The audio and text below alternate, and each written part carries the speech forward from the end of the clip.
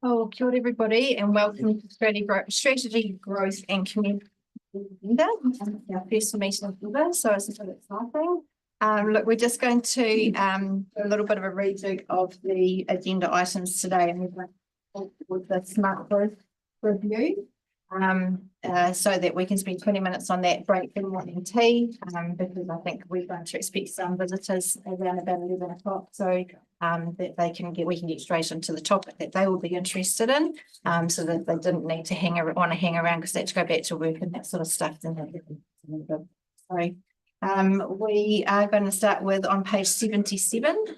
My meeting.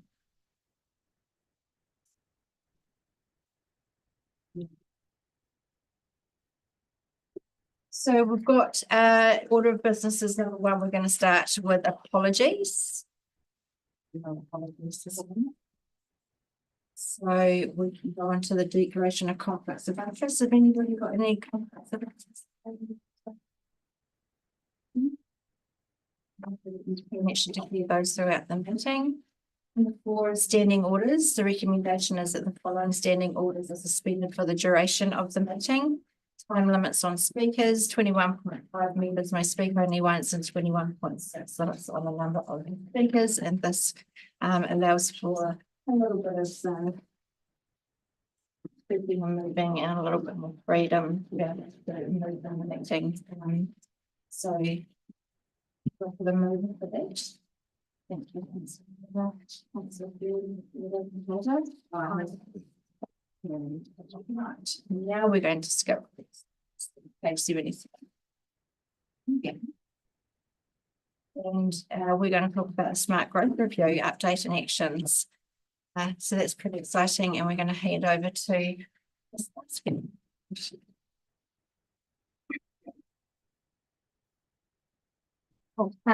Good morning to the chair and committee. So before you, we have a report on the Smart Growth Review. Before I get into it, I'll run you through the report, some of the key actions that have been identified and what we've done to date. But before I do that, I'd just like to thank the elected members who were involved in undertaking the review. There's obviously a lot of work put into this, and your participation was really appreciated. The feedback that you provided officers and your experiences and what you're hearing from the development community. So to get into it, the before you, excuse me, is the Smart Growth Review. For the purpose of the committee, it's providing visibility to the finding and the opportunities that were identified through the report, positioning the council to enable smart growth, which we know is one of our strategic objectives. Although this report has been assessed at low significance in line with our significance and engagement policy, we do note that the paper presents a comprehensive reviews and of the barriers and opportunities in regards to smart growth, one of our strategic objectives. Thank you, Doug. So background for the report. Look, you all know that we've experienced a lot of growth in the Central Hawke's Bay district over recent years. We've had challenges with that, and in response to that, we've had this review has been an organisation-led initiative that's followed some of the issues that we've seen. And while we're experiencing lower levels of growth and development at the moment, largely due to economic conditions, we think that the review will place us well in terms of how we position ourselves to be future focused for when we expect that development and growth to pick up. So in terms of how the review was conducted, there's some information here in the report, but in particular, the elected member involvement, was through those workshops along with all of our development staff across council. We had some of our building contractors involved, and then we held workshops with our agents and developers up in Hastings to seek their feedback in terms of particularly around resource consenting and the implementation of the new district plan and any feedback that they had had. So the attached Smart Growth Review forms the basis of what is essentially our continuous improvement program for how we do development at council. The main areas that the report speaks to, I'll just run through those, which are in the discussion section of the report. So in the infrastructure challenges and opportunities, we know that we have challenges and constraints, particularly around our infrastructure capacity. This increases the cost and the complexity of development in some areas. our role as the infrastructure manager, we need to play a direct role to address the challenges, and there are complex solutions that need to be put into place. And in particular around stormwater and our wastewater capacity, where we know that we have challenges, particularly in the infill development. And also for water connections where we need strategic planning and collaboration in that area. Throughout the report, you'll note that some of the recommendations are essentially similar, and that we need to take a collaborative approach and be innovative in terms of the solutions to better enable some of our development activities. In the development contribution challenges and opportunities part of the covering report, so in terms of the current policy for development contributions, it sets out the expectations for the developers, but the sector, again, as I said, is looking for more innovative solutions. We have done these in the past in terms of developer agreements for some of our bigger consents, where we've had a win for council and a win for the developer, where they've funded some of our infrastructure that was required for part of the consent, and also had really cool community outcomes. So it's something we've done in the past, but as part of the recommendation and the review, something that we should obviously be looking to do more frequently, where we can leverage off those developers and the funding that's attached to those developments. And that kind of leads into the other things as well that have been identified there, that the developers could negotiate more on the upfront costs and invest in the infrastructure that we require. And they could also help us unlock that servicing capacity that we have. And then in the funding gap section, it's investigating what development contributions are currently funding and identifying any shortfalls that might be required. In the pre-app and consenting challenges and opportunities section of the covering report, there's a number of actions that have been identified here. And just to note, which is later in the report, that most of the actions identified were already underway or have been completed at the time of writing the report. Particularly in the resource consenting area and some in the water area as well. So the areas that they identified where we could improve was the information and guidance to the developers, particularly at that early stage of development. And that's around getting more people in the room at the right time, providing the right advice and making sure that we're keeping good records and minutes of those meetings. So if we have a developer calling different areas of council, we've got a clear picture of the information that's being provided to them across different areas of the team. And largely that's improvements that have been made in the pre-application process, which we're already seeing. So if a developer is coming in to talk to us, depending on the type of development, we'll have lots of the team sitting here in the room to have that conversation from the outset rather than coming through at different stages of the consent. So in terms of what has already been completed or is underway, and just I'd like to acknowledge here Ms. Elliott and Mr. Swinburne in particular for the improvements that they've already made in their areas, which I'll talk through in the report. And one of the key recommendations, so a good time to introduce Libby Toswell, who's here, as our development relationship manager. So that was one of the key recommendations from the report, is that customer focused approach. How do we not become the bottleneck to development, but become customer focused, solutions enabled? And Libby's part that she plays in that recommendation is really key to how we change how we do development at council, pulling all the pieces of the puzzle together, across our different activities and making sure the developers are hearing back quickly from us and we're helping and enabling. The other improvements that have been done, so we, you might recall that we funded looking at online resource consents application system, which Ms. Elliott is in the way of investigating different solutions for us. The improvements made to the pre-application process are noted in there with a bit more information in terms of what I've just spoken to. That customer satisfaction is now being measured through the targeted surveys, and noting that our response hasn't been as high as we would like it to, but the plan there being that we'll do targeted phone calls as well to the consent applicants. So I note that that was one of the questions that we received. So we know that people don't always answer emails, so how can we ensure we're actually getting feedback, and also balancing agent feedback versus customer feedback, who are the applicants for the consents. The development contribution process has been improved. Ms. Elliott has made some changes there in terms of streamlining the process and giving consistent advice. We used to have different areas of council providing that advice to the developers, so streamlining that. The application process, basically around improving efficiency, earlier transparent and communication with customers, minimising the use of consultants where we can. We know that that will always be a challenge for us, and that we're currently one planner down at the moment, and that will be something that we struggle with a council of our size, but trying to reduce the cost where possible. And in Mr. Swinburne's area, in regards to the Three Waters activity, a lot of process improvements have already been made, particularly around that customer experience again, and dealing with someone at council rather than our contractor. Some KPI targets have been introduced for water timeframes, and fees and charges have been introduced that allow for other contractors to be involved in that water connection process, and has also improved and identified other fees in the Three Water Services areas. So in terms of next steps, the review, the actions and recommendations that are made in here, Libby's role will be to essentially program lead the implementation of the actions.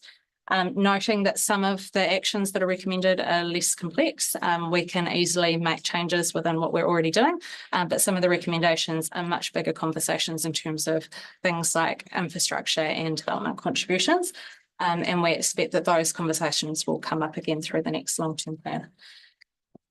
We're also planning an industry update to go back to particularly the people that are involved in the Smart Growth Review, to give them some visibility in terms of what we heard from them and what we're going to do about it. So just ensuring that communication loop goes back to them. And wherever there is work that is required to come up to the committee, you'll expect to hear back from us if there's either at this level or at a full council level, for example, if we're talking about a policy. And from here on in, if I were looking ahead in terms of what good could look like in 12 months' time, probably the headline for us as a team, we'd had this discussion earlier in the week, that it'd be a customer-focused improvement and step change for how we do development across the council, and that the development community sees a real change in the way that we've been working, and we're able to implement some of these actions. So I have the team with me. If there's any specific questions in each of their areas, I'll be happy to hand across to them. Very much. Any questions? The minor hand. Thank you, Chair. Just for me, one quick one. I'm just going forward. Is there a process for adjusting the strategy if the growth patterns or needs change? So going forward, so if it slows down, I mean, when do we review this, and if conditions change, we may have to look at it. Right, so at the moment growth has slowed. We say that but it's now easing up. So when do we look at this to see to tweak anything in those areas? So through the chair, we use the growth predictions to form the basis of the long-term plan. It would be fair to say that the growth predictions that I think they were mid or moderate, the word has escaped me, that particularly in the consenting area, we are not seeing those predictions come into life. So yes, there are things that we can do to look at how we are running areas of the business. In terms of specific examples, we'd need to come back to you with areas where we're challenged, but we expect there'll be more conversation, particularly around resource consenting and building consenting. But I would say that even though it is at a quieter time, we've seen the economic conditions become more favourable, and we're hoping that the growth in some areas will start to pick up a little bit, with building being more affordable than it has been in the last 12 to 18 months. I could just maybe add to that, Madam Chair. I think kind of what this speaks to is that kind of continuous improvement process as well. So the logic that, this is a snapshot in time, but you've also now got the shift in the levels of service from kind of just customer, when I say customer, the resident satisfaction, now back to the pulse survey checks as well. So that certainly for, I know for the team will be a continuing area of focus, rather than need to necessarily take a review, hopefully, of this scale again in the future.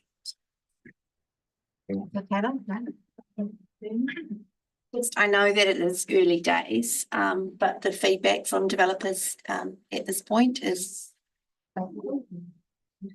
they've noticed a difference. Yeah. Through the chair, yes, and Ms. Elliott could probably speak to that more. So she regularly speaks to the developers, and if we are hearing no noise like we had previously, I'd say we're in a pretty good place. And my reflection would be that we're probably, because this was a snapshot in time, where I feel like we're over a bit of a hump in terms of implementing the new district plan and the teething issues that come with that, where there's a new set of rules that people need to get used to and they're trying to test.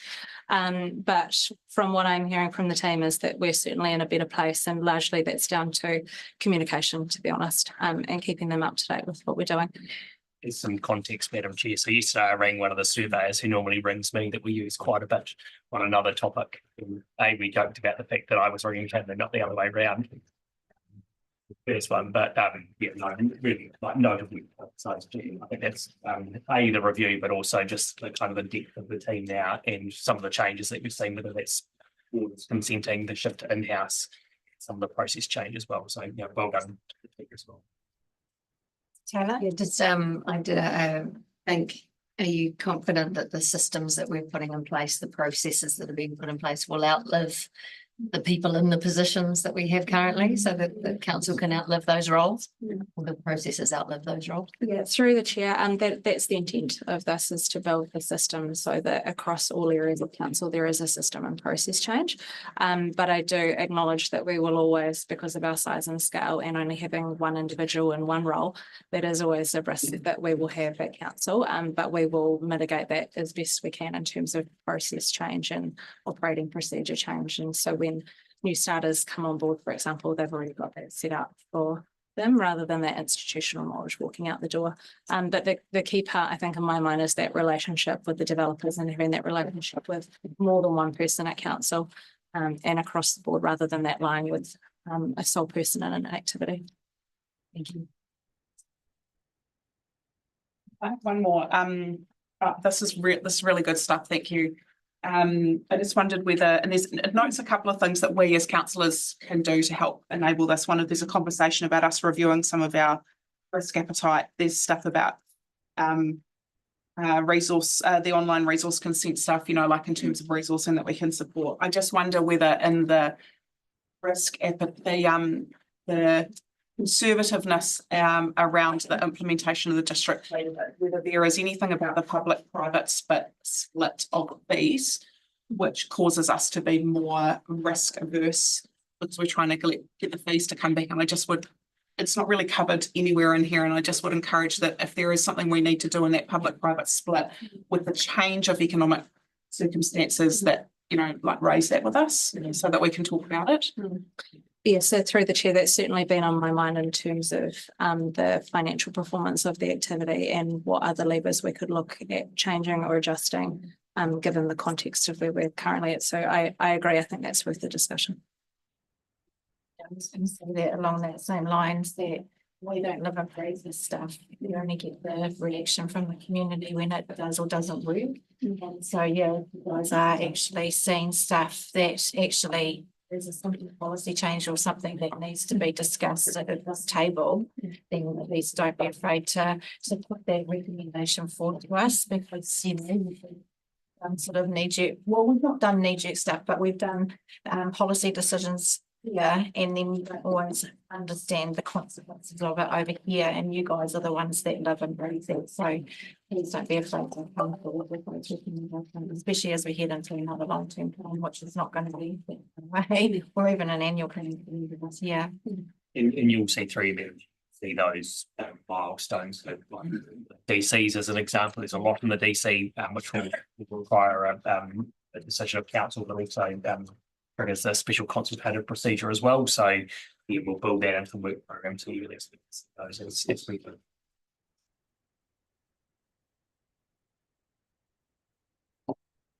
Just one question. The costs associated with this, is there any pass through in it, or is it all absorbed in the department? Through the chair, just in terms of undertaking the review. And the additional costs of extra staff? Sorry, to clarify, the extra. in the new stuff. Oh, sorry. Okay, yes, sorry. And then it talks about, yeah. Apologies, I just wasn't clear on what you're asking. So through the chair, the review itself, yes, absorbed through that activity. The cost was minimal though. It wasn't an extortionate cost to undertake this. And a lot of the work was already being done by the team. So it was really easy to quickly work through some of the items. And in terms of the new role that we've introduced, that's existing budget that we already had within the strategic projects view. And we've repurposed part of the budget for that to introduce the new roles. There's no new rate funded role. That's your question.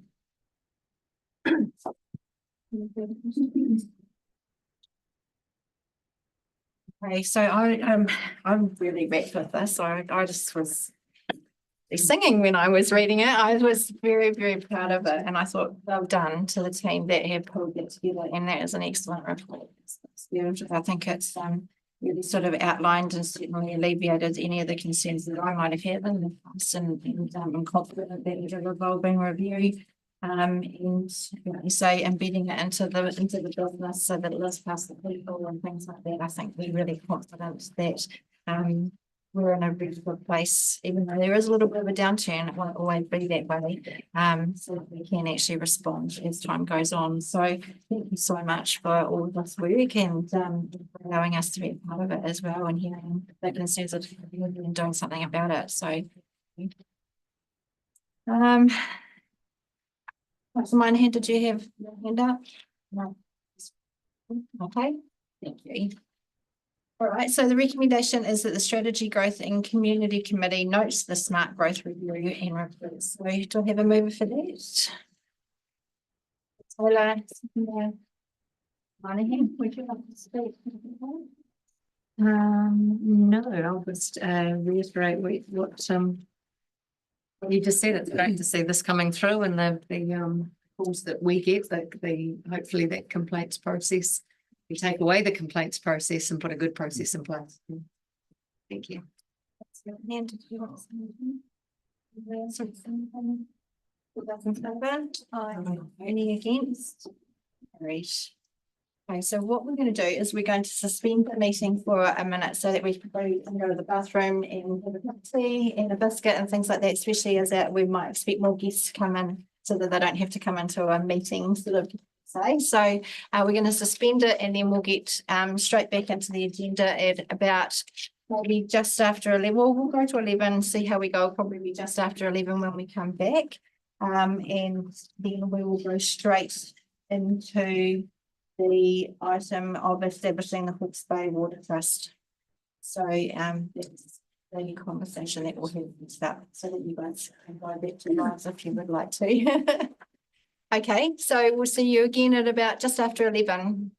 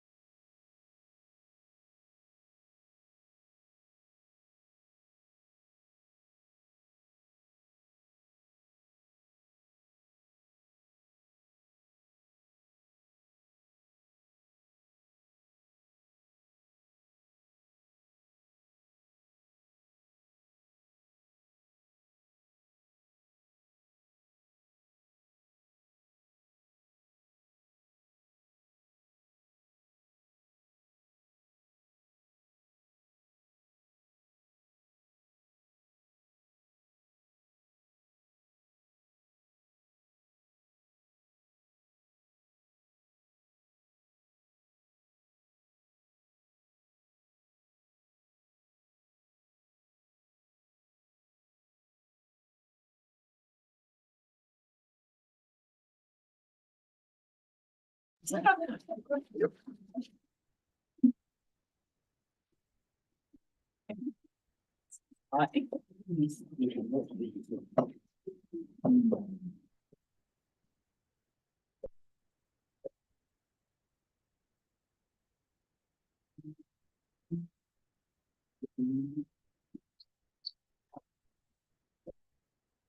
live stream. Right, well, welcome back, everybody, to Strategy, Growth and Community Committee for the 17th of October. House here today. The next item on the agenda is item 5.5, which is the establishment of the Hawke's Bay Water Trust endorsement and update. Before I hand over to Mr. Tate, can I please welcome all of our visitors and a special acknowledgement to Laura, Deputy Chair of Tamatea Whenua, and Jenny Nelson, Chair of our Te Tai Whenua o Tamatea. And welcome to this place, your place, our meeting place. But with it being a meeting place, there are certain tikanga here with the addition of specific orders that we work under. But and also from a pure respect basis, we aim to operate in a mana enhancing and emotionally intelligent way. Many of us are well rehearsed in water security, CHB, and this can be an emotive topic. More time for community feedback and time to talk has been given allowance for after the decision that is going to be made here today. You may hear things today that you don't or don't understand, don't agree with, or agree with, but we ask that you keep your reactions to yourselves for this moment, for the process of the meeting, and so that we can actually discuss it as a table, but also to just give respect for the meeting process.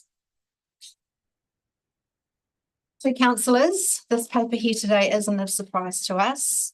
Water security has been a long-stated strategic priority with Central Hawke's Bay District Council.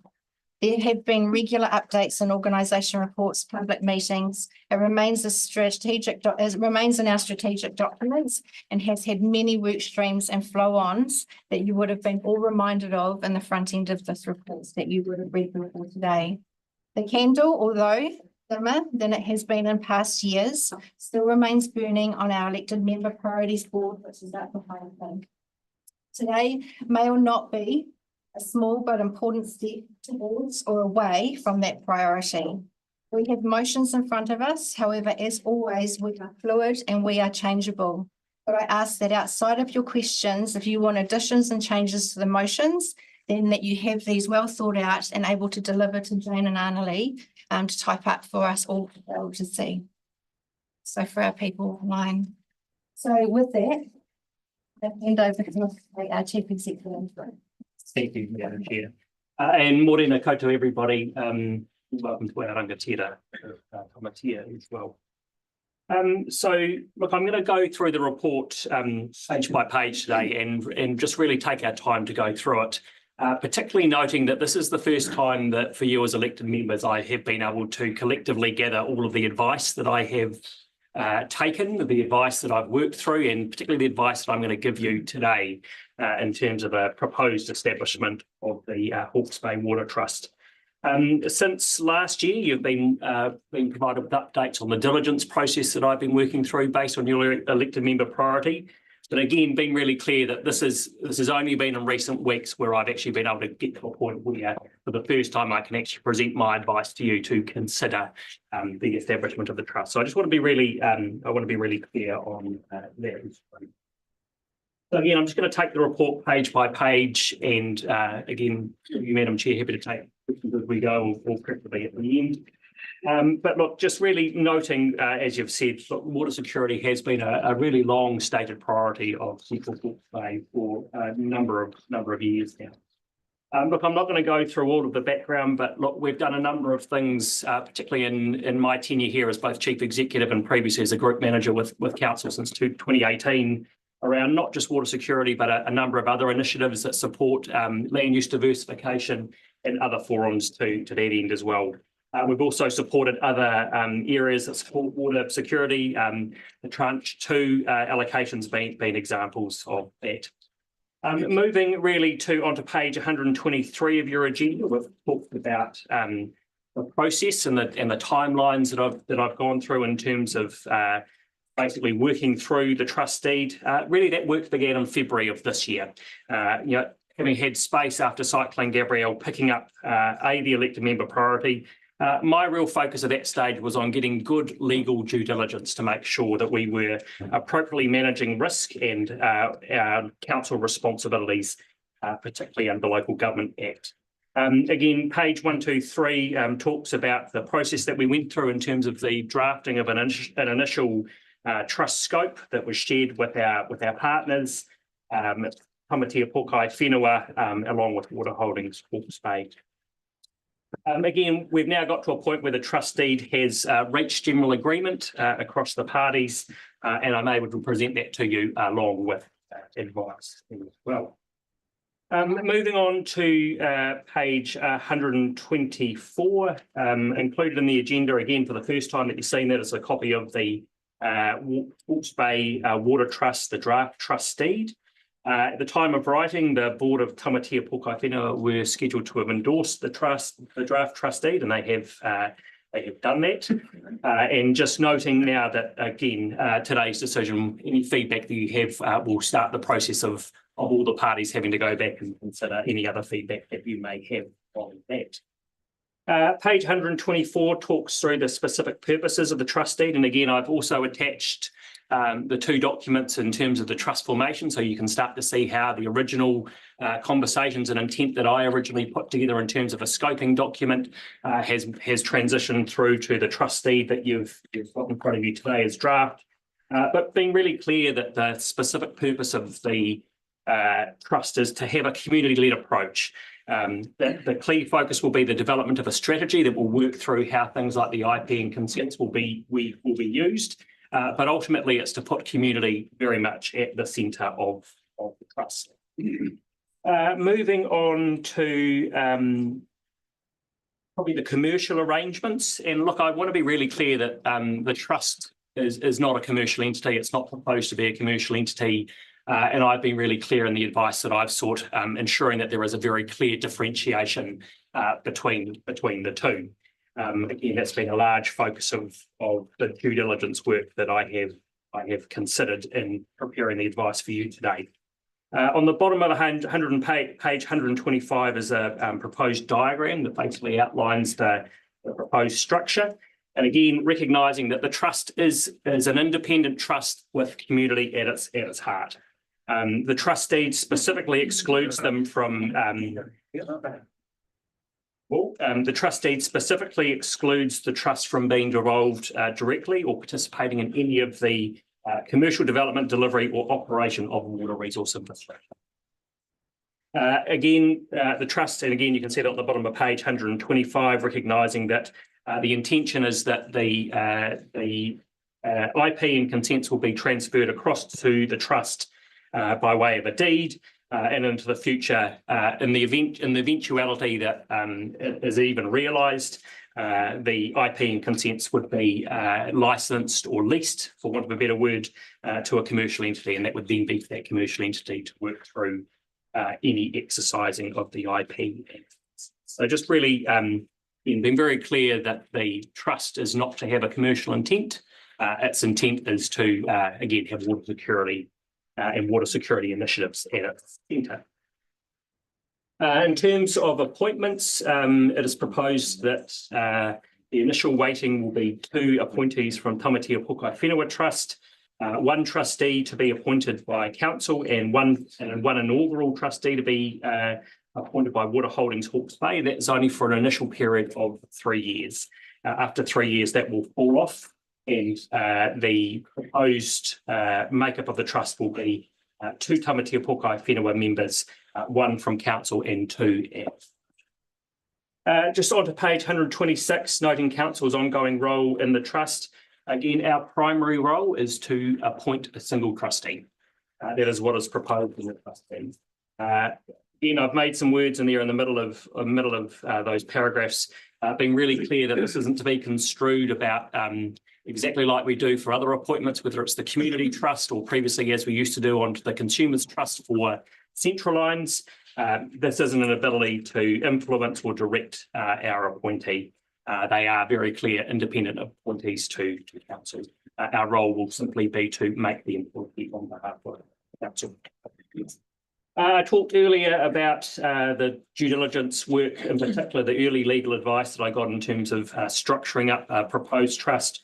And I've talked about that on the bottom of page 126, in particular the Local Government Act. That has been a particular focus for me, particularly making sure I don't trigger the requirements of a council organisation or a CCO. The biggest reason for that has nothing to do with there's some requirements around reporting, but ultimately it's about risk and risk exposure, which again has been the large focus of the due diligence I have focused on. Talking about costs, currently to date, I think we've spent around $10,000 in terms of build time, expecting the total cost to be somewhere circa of $20,000. That's not inclusive staff time. And again, we are still working through what cost sharing arrangements with the other entities will be on that involved in the establishment of the trust. Again, look, I'm putting forward to you where I've got to in terms of my advice and the diligence that I've completed, but you have a choice today as well not to move forward with the advice that I am providing. Again, recognising that this is the first time you've been provided my advice and the trust deed and all of the contents as well for consideration. So again, there's some options that I outline on the top of page 127. Again, there are options there for you. And that could be another party. Additional weighting could go to somebody else. Just talking about, again, if you get to a point and how I've structured the recommendations, and I'll talk to those shortly, is that basically if you get to a point where you endorse the direction of the draft trust deed, the second process would be to provide me with feedback on what a process would be to appoint the inaugural trustee, who will be the inaugural settler of the trust as well. And I've outlined those on the bottom of page 127 for your reference as well. I've also attached council's appointment of council representation policy, which sets out the criteria and the process of it, but being clear on the bottom of page 127, some additional criteria and attributes that I've considered would be appropriate for a appointment too. So again, you may want to give some consideration to that on the basis you move your first recommendation. Jumping across the page to risk assessment and just working through a strategic alignment. Look, I'm not going to speak too much further to strategic alignment. It's pretty clear in my view where that comes from. In terms of risks, again, I have just flagged there with the comment about high public interest. Potentially that's about things where there are always unforeseen, and legal challenge in particular is one of the things that I've noted in there, which is a potential possibility. Moving on to significance and engagement, again, I have assessed the decision today based on council's policy. Again, it may be of very high interest, but in accordance with the policy and comfortable with the approach. But again, councillors may wish to reflect on both the policy and the advice that I've provided, but also think about what alternate means may be to consider other public feedback that you've received as well through the process. Again, options, there's three options that I've put forward to you. The first one being to endorse the trust deed with changes or reject the trust deed. Again, I've provided earlier options further on that may well be to say, actually, thank you, Mr. Chief Executive, but we don't want any of those. Again, they are at your discretion. Being clear on the last page 130 in terms of next steps. Just being clear that if you are to endorse both your direction and the appointments today, my intention would be to bring something back formally on the 31st of October back to your council meeting, where I would actually then seek your approval to then execute the trust deed. So being really clear today that today isn't about seeking approval, it's seeking about endorsement on direction, endorsement on the way forward, and recognising that it is the very first time that I have been able to present my advice to you as it is. Just coming back to the recommendations again, they've been drafted up in a way that allows you to almost take a two-step decision, but again, they are up to you in terms of the direction that you take. You may also wish to note, again, it's my recommendation that you approve the draft trust deed, but you may also wish to amend those appropriately as you see fit. So I'm not going to go through the draft trust deed or the scoping document attachments. Again, I'm confident for those points and happy, Madam Chair, to take any questions through. Thanks, Kate. Okay, questions from table? That's a minor. Yes, thank you, Chair. My first question is, if the ownership of the IP and consents from Water Holdings Hawke's Bay was to be transferred to the community under the establishment of Hawke's Bay Water Trust, could this new entity potentially be liable for any future Hawke's Bay Regional Council science charges or any other charges? So through you, Madam Chair, yes. I guess probably just to add to that, the timing of that will be important. So in terms of any conditions that the trust agree with Water Holdings Hawke's Bay to in terms of timing. And that's assuming that even the trust agree to the transfer of the IP consents. The trust may not agree. Thanks, Megan. Under this trust, I note that there's three groups as trustees, and I'm wondering whether there's an opportunity that those three groups have one trustee each with the ability to appoint an independent trustee instead of having 2-1-1, maybe 1-1-1 plus an independent.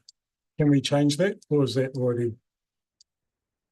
Through you, Madam Chair, you can change anything that you want to. In terms of the process, so there's 3 inaugural parties, and the intent is that basically, and probably in kind of describe it in the long and short of it. So basically, for Water Holdings Hawke's Bay, if the trust is enlivened, is realised, that consents and the IP are transferred, then there's no necessity for Water Holdings Hawke's Bay to exist anymore, which is why there is that initial period where they are only there for a 3-year period.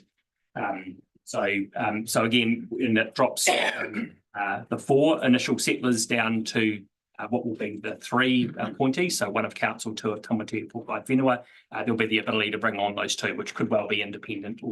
I'm just saying at the beginning, I think, in my experience in any business and shareholder boards, it's better off that when you first start them that they all have equal say, equal people sitting around the table with an independent, which is normally potentially the chair. Noted. If maybe that can be looked at before we have the final vote. Yeah, which is the 31st of October. Yeah. Further to Councillor Minahan's question, we've had experience with community trust previously. And obviously this is saying that there'll be no financial cost to the council apart from the current legal fees. But if there are further science charges and the trust does not have financial ability, who will pay those science charges? Will they come back to council? So through you, Madam Chair, they've been specifically ring fenced in the establishment of the trust that council can't have that liability. And one of the key things to consider too is that I was as a trust member agreeing to the IP consents. One of the things I'm going to want to have certainty on is that I've got a funding stream to actually do that. So they will be all of the things that the trust are going to have to work. It's a very early step in what is a really long process still to go through in terms of not just the trust establishment, but even the deed of transfer of the IP and consents.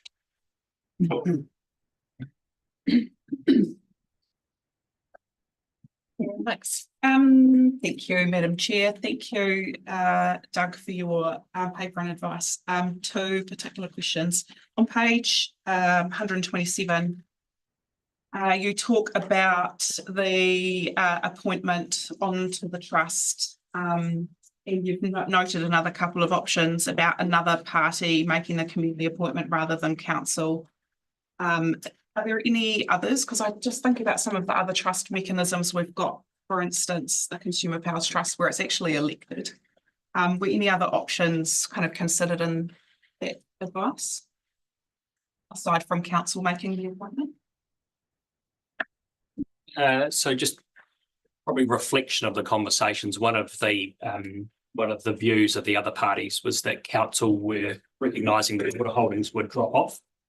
Council was seen as the best party to basically put community interests at heart and run a community process that would be enduring, like Tamatea Pōkai Whenua as our treaty partner. So they were sort of seen as the two enduring parties. So that was probably the biggest thing in the advice is what would be enduring. A second question, which is related to both that and the kind of risk assessment piece. If we don't do this, what will happen with your knowledge of the other parties involved and the consents and the, all of the moving pieces? If we weren't to create a community trust, what is the other option? So through you, Madam Chair, again, don't know that I probably said it as my second bullet point of choosing not to progress the initiative any further. That is a tangible option for them. You could say, well, actually, no, we don't want any more of, we don't want to be involved any further. Potentially that might see Tamatea Pōkai Whenua as the other enduring party taking on the role of a can't speak for them, but that could be a possibility that they would find do an appointment through a community member rather than council. So there are other alternatives as well. All the consents remaining in private hands. It's very much again. I think one of the key points is that there may be a view that we are critical to the trust being established. We aren't. The trust could be established. Water Holdings could establish the trust without us. So, yeah, as much as this feels like a really big decision for council, actually the two parties could separately agree to involve it. Hello, and then I'll go to Councillor Ben. 2 questions. So why are we involved at this stage? Is it purely because of our elected member priorities about water security? Or is it, why are we involved? So probably the biggest focus that I see in the advice that I've provided has been and it's certainly been in the early conversations with the CEO of Tamatea Pōkai Whenua as well and the other parties is recognising the opportunity for partnership between the organisations. And again, I've used that word, the enduring parties, the enduring partners. That's been a large premise of, again, recognising that we have an important role to play reflecting community. But again, that's my advice, that's my view. That's certainly what I've heard around the table. It's reflected in all of the documents that recognise that there is a community view that water security in all its forms is important. You may choose not to agree with my advice, and that's okay. My second one was I was going to ask about it, the independent members having the maximum of 5. I'd love to see the maximum of 5 is in the D, but initially the 4. But yeah, I would love to. I don't know the intricacies of that having it even, but I would like to see an independent in there from the start. But also with the selection panel, just the requirement as to why it's 2 councillors and the mayor. Could it be, independent members, even people from outside our district even. We've got 2 independent members of our Risk and Assurance Committee who wouldn't be able to take part in that for us. We've got people on CBOS or, that we've brought in. I won't mention names, but there are people in there with strong governance experience in those committees already. And we utilise those rather than 2 councillors and the mayor in that selection team. So it wasn't a question, it was a... Yes, you can do whatever you want. Your call, council, with my advice. Councillor Ben. So what are the benefits to the current directors of Water Holdings to transfer this to a trust? There's no financial benefit, so why now? I think and I can't speak for Water Holdings, but I can certainly reflect on the conversations that I've had and the public statements that they have made, and the basis that the IP was purchased and consents were transferred to Water Holdings was to keep it in local community ownership and keep it local. And I think that's ultimately, like in an ideal world, in their view, we probably would have done this back in 2023. But we've had cyclones, we've had other priorities. They see this as a key part of them keeping the IP and the consents alive. Again, the consents expire in June 2025, mid 2025. I think they view that as an opportunity to just keep the IP and consents alive. There's certainly been no other, in terms of the drivers, there've been no other drivers raised with me apart from that really key aspiration. And keeping all of the options and all the tools in the toolkit available.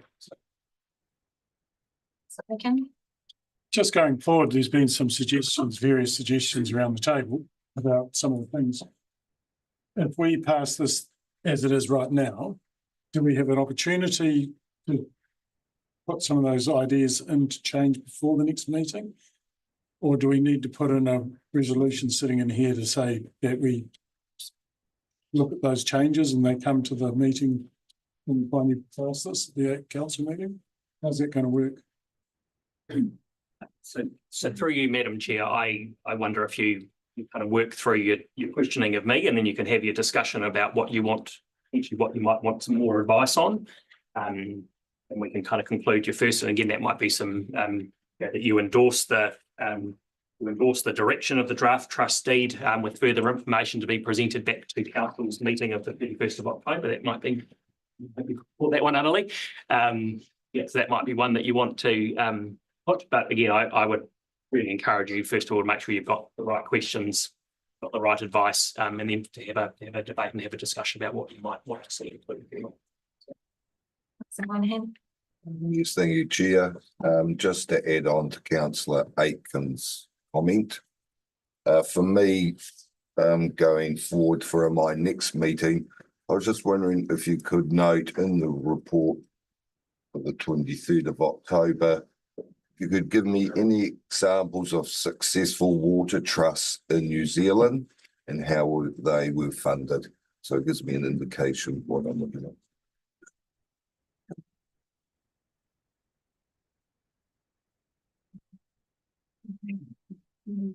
Thank you.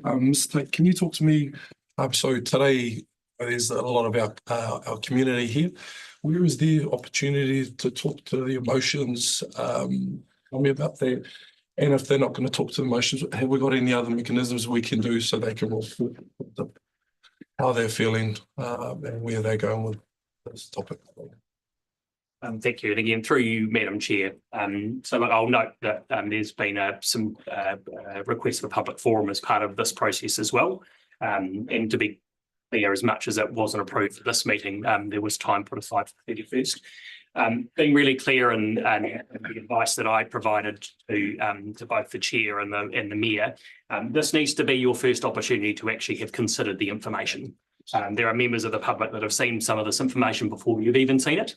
Through Lagoima, and it's really important that you've actually had the opportunity to discuss it in an open forum and actually receive the information before we even, you may choose today and say, actually, don't want any more. So it'd be, it's almost predetermining kind of a solution as well. So again, I want to be really clear on the steps that I've been through and the advice that I've put together and the timing of that. So I guess, look, there could be options. Again, we've got our Let's Talk CHB page. That could be an option. Already we've got a lot of collateral that will be put together for the web page anyway. You might choose to turn on, like you did for the long-term plan, some of the Facebook functionality that sits inside that, or the opportunity to have some questions on that. So what really comes, again, I've provided my advice. Again, it doesn't necessarily trigger the significance of engagement policy around consultation engagement, but there may be an opportunity to seek some engagement from community around the FMP. So again, happy, I've provided my advice, but happy to take the lead. And through you, sorry, just further to that, does it have to be, the decision has to be made by the 31st of October, or certainly there's no deadline of the 31st. It's just the next council meeting. That's all. Councillor Taylor. Thank you, through you, Chair. There's, as part of this, there's an agreement at a later stage for reimbursement of actual costs by Water Holdings Hawke's Bay, which falls outside of the scope of the trust establishment that we're talking about today. But how are we investigating any reimbursement for council, the $58,000 that our contribution to the science charges a few years ago? Yeah, so through you, Madam Chair, so that'll be part of the deed of, the intention is that would be part of the deed of transfer of the IP and consents. So that may well be where Water Holdings work out, they want, they've say their original $100,000 for the original purchase of the IP, that might be what I don't know. That I've not had that conversation, but certainly in terms of next steps, like yes, that is an option. Certainly an option for us to consider as we work through that process. Could even be the inclusion of the costs, to date of the trust preparation as well. So. To that, so is that so that's a yes, there is the opportunity. Is now the time to put that into a recommendation today that we would like that investigation as part of the process? Part of the feedback. And with you mentioned the costs, getting that as well. It's currently the paper says it's from your chief executive's legal fund. I think the original fund that we set up, I can't remember if it was when I was new or before I came on, the $250,000 towards water security was from the Rural Reserves Fund. Can it come out of that in the meantime rather than, does it matter? Yeah, could do. Again, I'm happy to take the lead of the table. I can provide that advice back on the 31st. So just probably the thing I just would, caution's the wrong word, but in terms of the deed of transfer of IP, I can certainly ask, but to be clear, we don't have control. That'll be up to the trust and it'll be up to Water Holdings Hawke's Bay. So we won't be really clear on that. So. Monahan, then Councillor Graham. Thank you. Chair, can I have a clarification, please?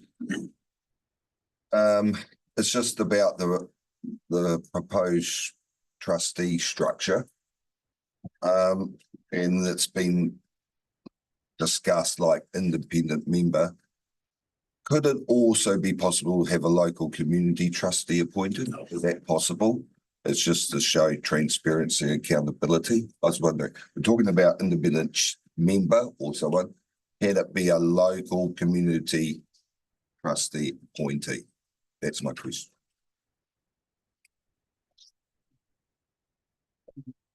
I'll get some clarification. Thank you.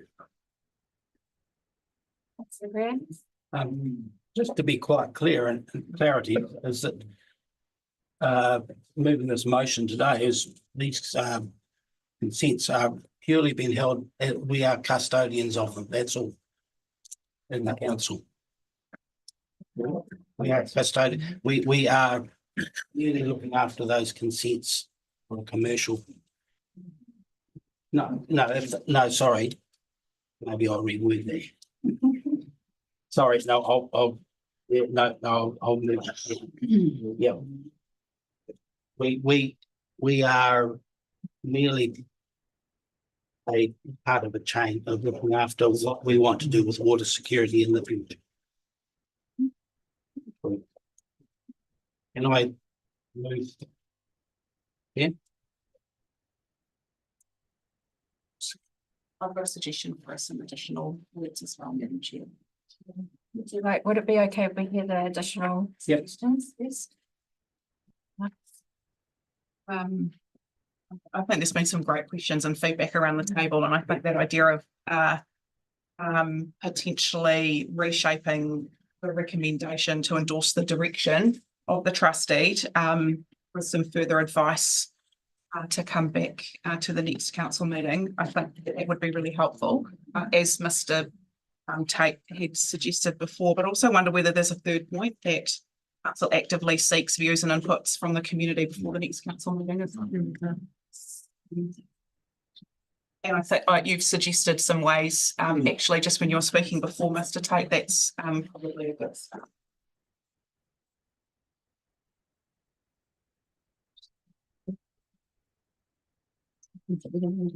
Council actively seeks views and inputs from community. That's under the recommendation. No, third one.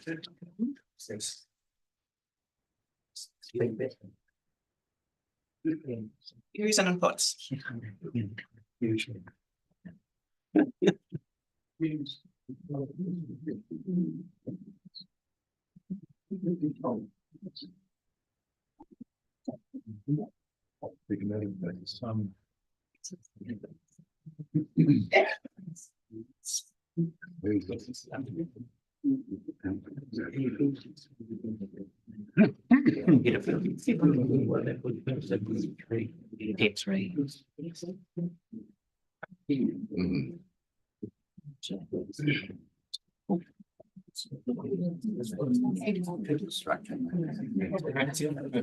Yeah, there was.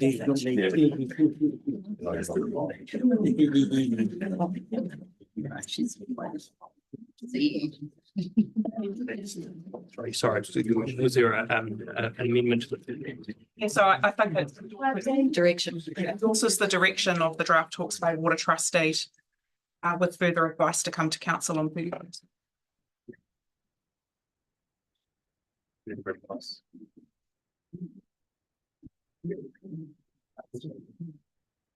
Right. Number 2 could be the same, endorses the direction of the inaugural trustee process and criteria with further advice. Yep. Which is the direction. And further advice to come to council. So we can Letting feedback. play with that.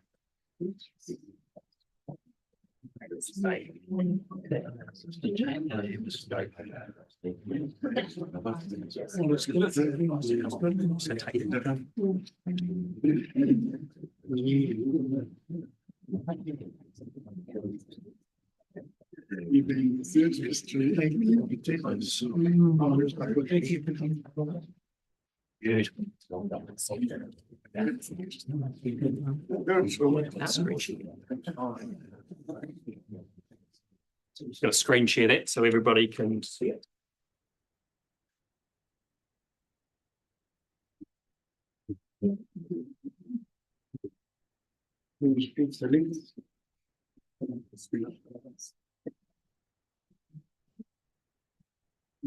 Okay, so we're just going to put the amended motion up on the screen.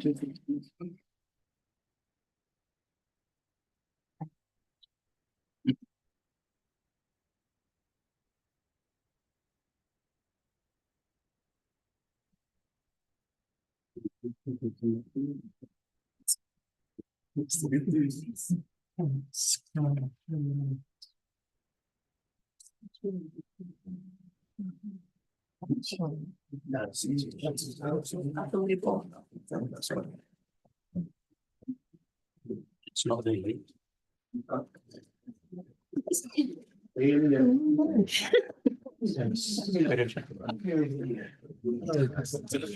It's mine.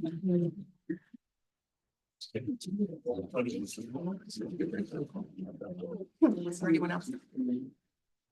We got any other questions before you put the motion down?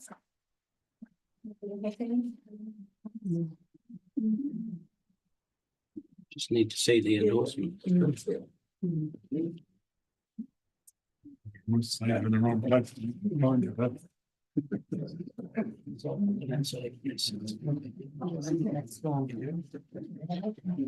Yeah, there we are, Madam Chair.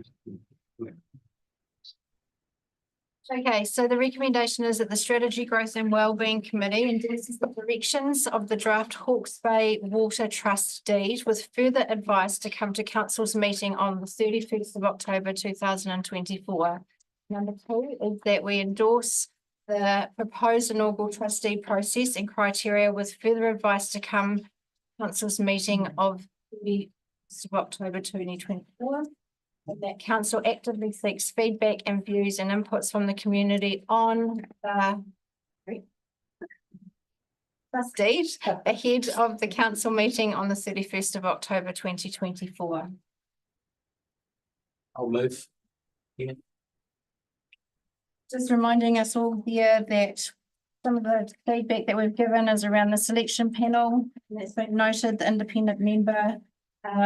Those are examples of successful water entities and trusts.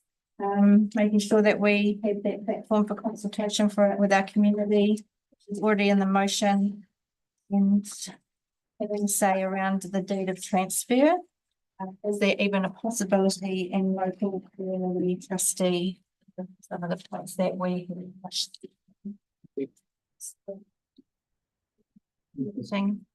Okay, so we've got a mover and councillor Greer and a seconder and councillor Aiken. I'll leave it to you, councillor Greer, to speak to your motion. Thank you, Chair. This is always going to be an emotional subject, and this is one piece of a puzzle towards solving water security for our region, but not just Central Hawke's Bay, for our whole of Hawke's Bay. And I look forward to moving on with this. Councillor Aiken. I support this as well, moving forward.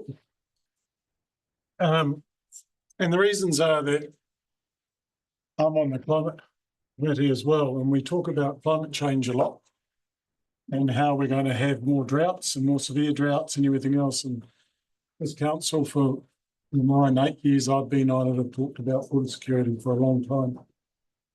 And I'm very supportive of that. If we're going to have the climate change and more severe droughts, that we have to somehow, for our community, have resilience in fresh water. And this is just one step along that way of getting that resilience. It's only one of the parts of it, but it's one of them. And I really look forward to bringing jobs in, if it goes ahead, bring jobs into the community as well. That's Aiken. Anybody else like to speak to the motion? That's a Ben.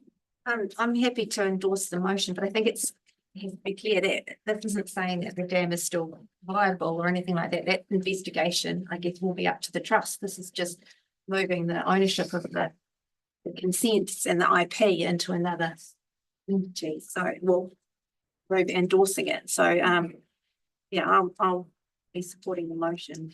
There's a hell of a lot of work to go.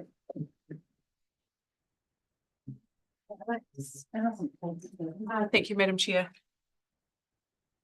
This is a long journey talking about water in Central Hawke's Bay. And I think it's important that we just reflect a little bit back on why we're talking about this. And this is not just a new thing.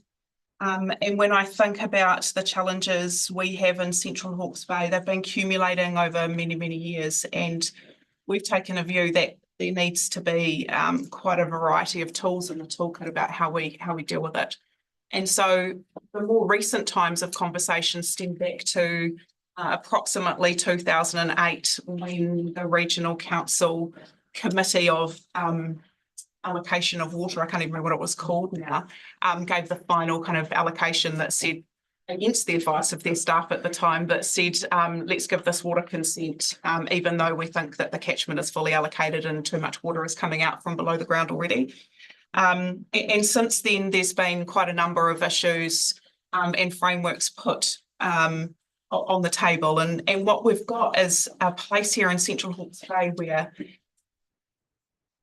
we're in a really highly modified environment, and where we've got stock banks on our rivers, we've got land use on the basin, we've got wetlands that have been drained, we've got rivers that have been diverted, we've got water users who I would actually coin as being the early adopters actually about how to use water to make your land and your business and your community more profitable, the ones closest to the river who used water on their crops, who actually, as regulation and plan changes and the Tukituki catchment plan and national policy statements of fresh water have come along, have actually been pushed to the fringes. They were early adopters actually on how they use water, and they've been pushed to the fringes because we're trying to get water back into the river channels to look after the ecology and the health and of the rivers. And so the dynamic here is really, really complex, and it's also a dynamic which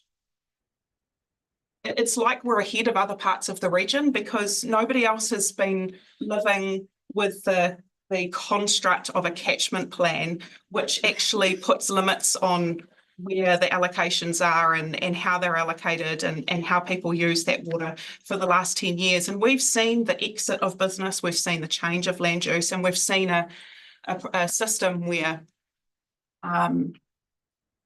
water has ended up being consolidated in fewer and fewer numbers of hands. And I think what we've learnt over the last few years is that actually when it comes to fairness, equity and protection in Central Hawke's Bay, commercial interests are not the only thing that will drive good outcomes. And when I add all of those things together and I put a value set across it for me, which is about protection and partnership and about future resilience, the concept of a trust as being the vehicle for protecting the heart of some of this conversation, it is actually really valuable to me because it moves it to a place that we can protect council and ratepayers and community from exposure to. We can actively live partnership, and we can actively live the commitments to our mana whenua via tamatia pōkai whenua when it comes to statutory acknowledgements around the rivers, and allows us to do that in a partnership view. And it takes it to a place which is not just about a private holding, which is really easy to push into a narrative of just being about commercial interest, actually into a process that's going to allow us to think in the all-encompassing community, direction, values, equity, environment, and those things into that.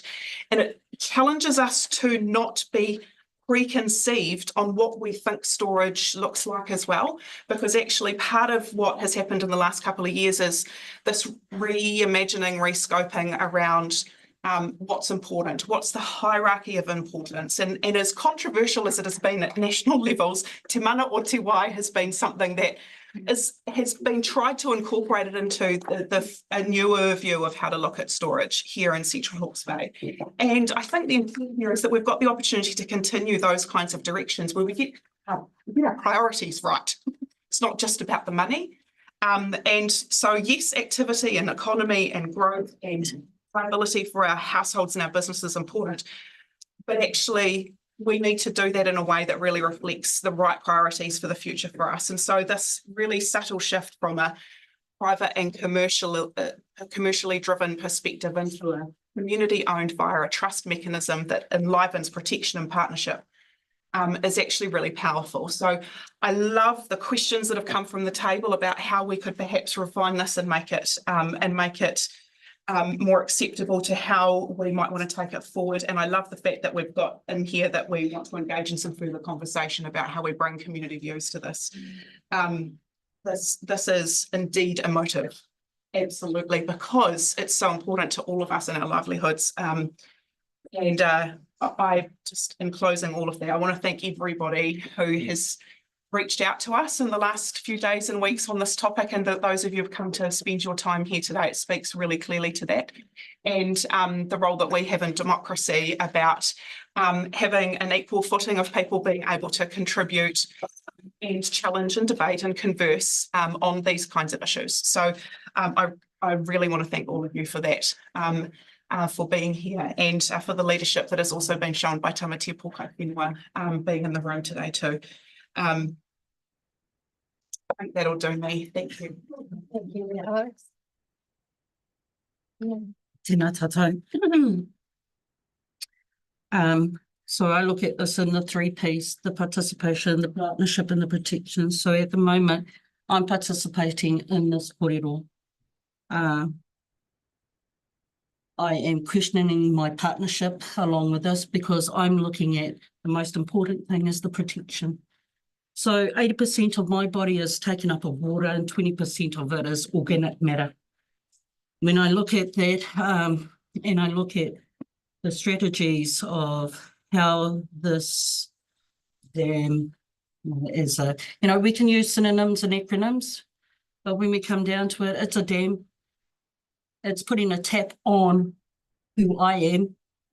I am the water is me. I am the mountain is me. I am the heavens are me. I am the land, and the land is me, unapologetically. So when I look at that, I'm looking at the protection for the future of my mokopuna, our mokopuna, that will grow up in this area, tamatia. So by tapping it, that means we are tapping on the education of our future. So how do we untap that. So that's where my partnership comes into a taukumi, what I call a taukumi, where there's positives and negatives for it. But realistically, I'm looking at the protection. At the moment, I've spent a lot of time with our only hapu-led tai auru rōpū, which is Mauri Oko, who have been part and parcel of the economics of ensuring the economic systems, the environment is coming back to where we're actually having, you know, the emissions, our carbon footprint on this land. They're helping to bring that back down to where I was able to swim in all of these rivers, was able to go there with a piece of bread and fish, like getting freshwater crayfish, freshwater flounder, freshwater mussels, that are only just coming back. That's the environmental system that I'm looking at. What I want is for my generation, my mokopuna, to be able to have is the same as what I've had. So I'm sitting in a protection position. And I'm sorry, at the moment, I'm questioning my partnership of how do I enable the protection to be part of that partnership, because by having a catchment where commercialisation, recreational stuff has been put in place around it to actually counteract that environment and that ecosystem, what are we saying? Are we going to do that with our seas?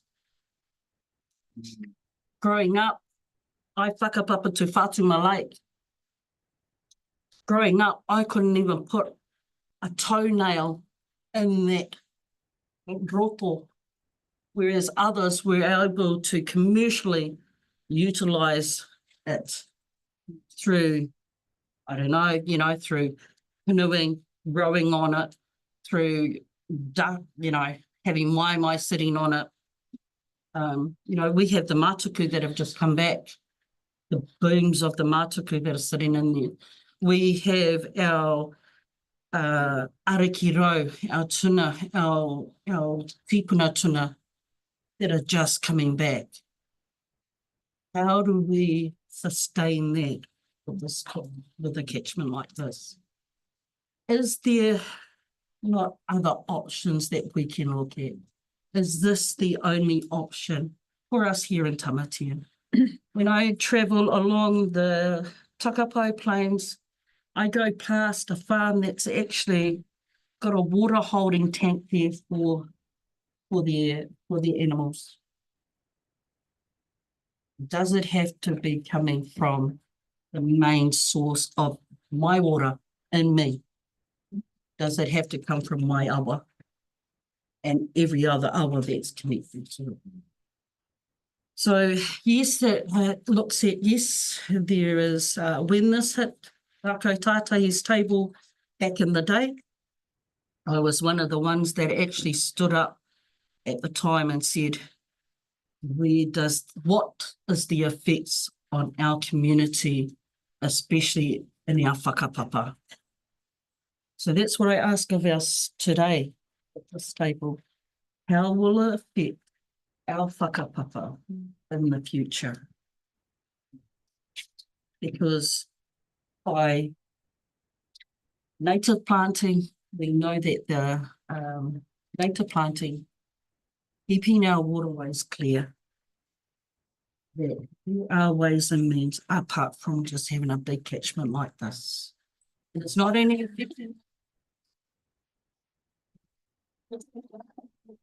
So in Hiratonga, because that is where my rangatiratanga comes from, is from in Hiratonga. So it's not only affected me here, it's affected me there as well. So, yeah.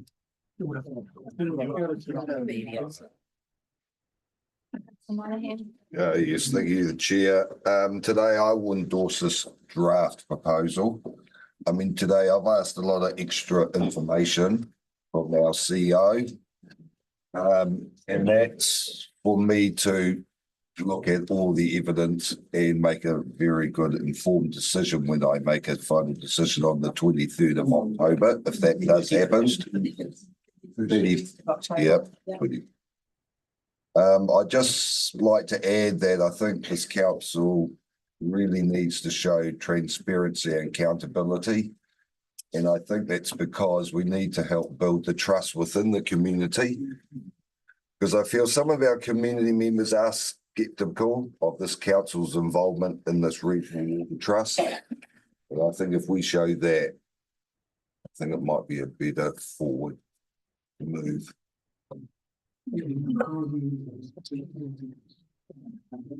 Yeah, I'm in support of this. I think we owe it to our community to look after these consents.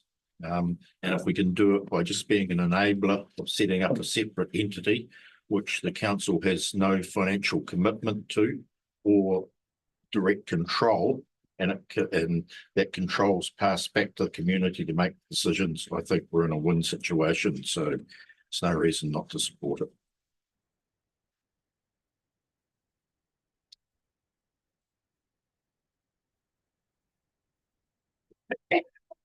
So we've got a motion on the table, three motions on the table. One movement from councillor Greer and seconded by councillor Aiken. You have right of reply or would like to say anything else, councillor Greer? Thank you, Chair. I actually thank everyone for their comments around the tables, and Maria, I hear you. Yep. And I don't think anyone wants to go backwards from here. But no, and the conversation around this room has given us a lot of thought to go forward to the 31st, and thank you, and I'm happy to move. Councillor Greer. So all those in favour? Aye. Any against? I will just say that on the 31st of October, deliberately leave some time and space open in the agenda that day to go to hear from people on a public forum. It's always really good opportunity for those that want to speak. But there is also going to be a process that is set up around Let's Talk CHP. And we'll set that up. And what's the time frame for that? Sarah, sorry. 24 hours, 36 hours, no pressure. By the end of today. So if you start looking for it on the weekend, and we'll start putting it out on Facebook, or then that's another forum that if you want to do written feedback as well. But thank you for coming here today. We are going to continue with our meeting. We're going to talk about streets for people in town centre development. You are very welcome to stay, but I also understand that you all have busy lives that you probably need to get back to. So we're going to give you a couple of minutes to. Unique, conditioning on. It's a police law. It is hot. Might be that.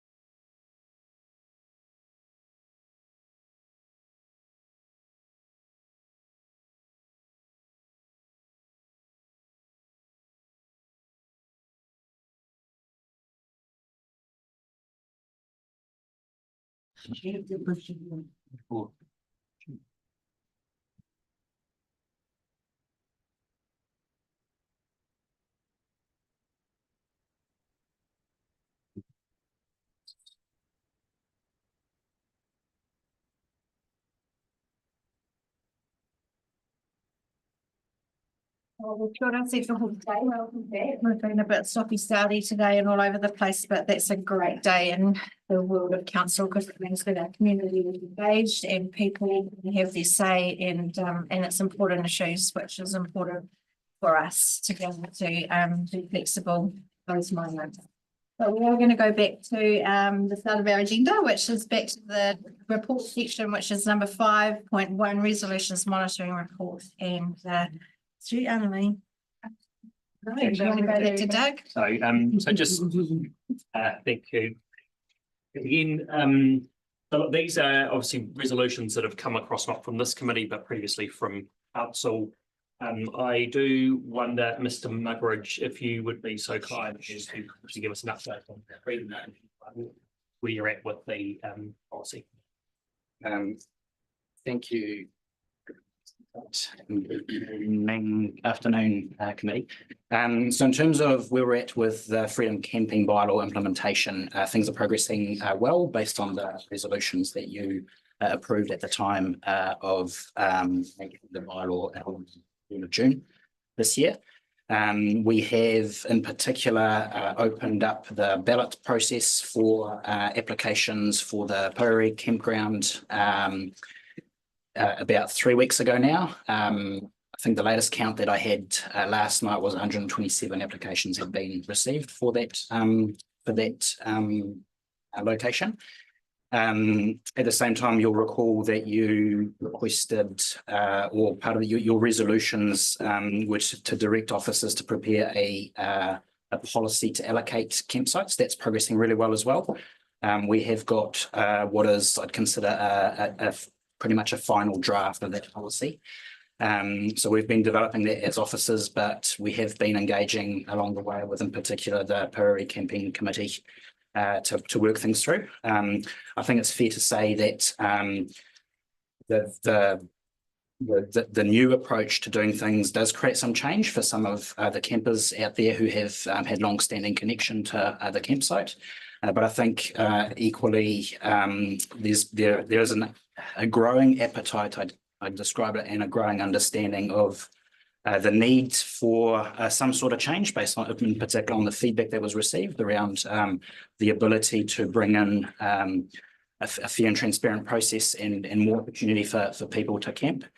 And the committee is meeting again next week to talk about that policy, and we've got an additional meeting with them the following on the 30th of October. The ballot for the campground will be drawn the first week of November. Any questions? Sabine? So last year we had camping ambassadors that were funded through the TIF fund. Are we proposing to have them this year? And if so, how will we fund them? Through the chair, so no is the short answer. So we won't have camping ambassadors. However, you may recall that as part of adopting the 3-year plan, you approved an additional compliance resource to join the team. Part of that person's role, which has been appointed, hasn't started yet, but part of that person's role will be to monitor and, where appropriate, enforce the freedom camping bylaw. It's got a particular scope of work around freedom camping bylaw. Again, as I alluded to at the time the bylaw was adopted, the approach that our team is still very much going to be an education approach first, akin to the work that the ambassadors were doing, but the bylaw now gives us that lever to be able to enforce if the bylaw has been breached.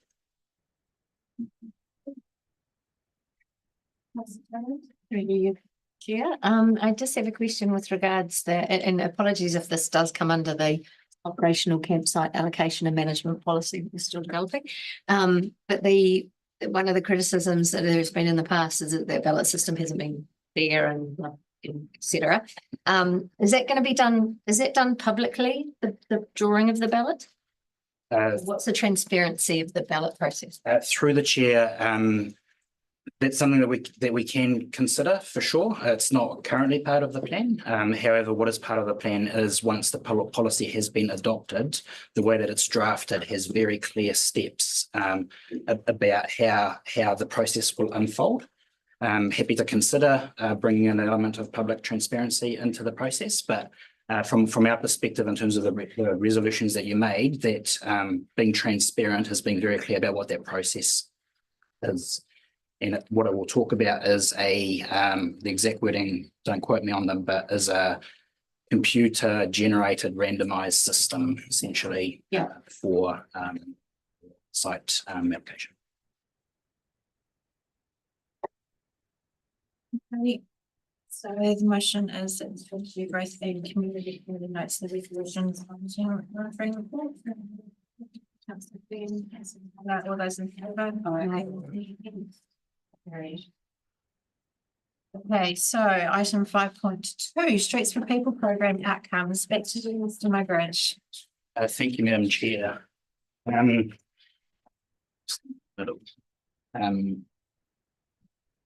But so I am here today to talk about the Streets for People project and to talk about the outcomes in particular. I'm going to take the report as read, as it contains a fair amount of information and detail around the results in particular of the program. But what we thought we would do is through some slides is actually talk through a little bit of a recap in terms of where we've come from. We're going to talk a little bit about the process that we've undertaken for Streets for People, because it was probably different to any other sort of infrastructure project that we would normally do. And then we're going to talk about the community engagement side of things and where we've landed and what the interventions down the main street have achieved, essentially. They're good to go.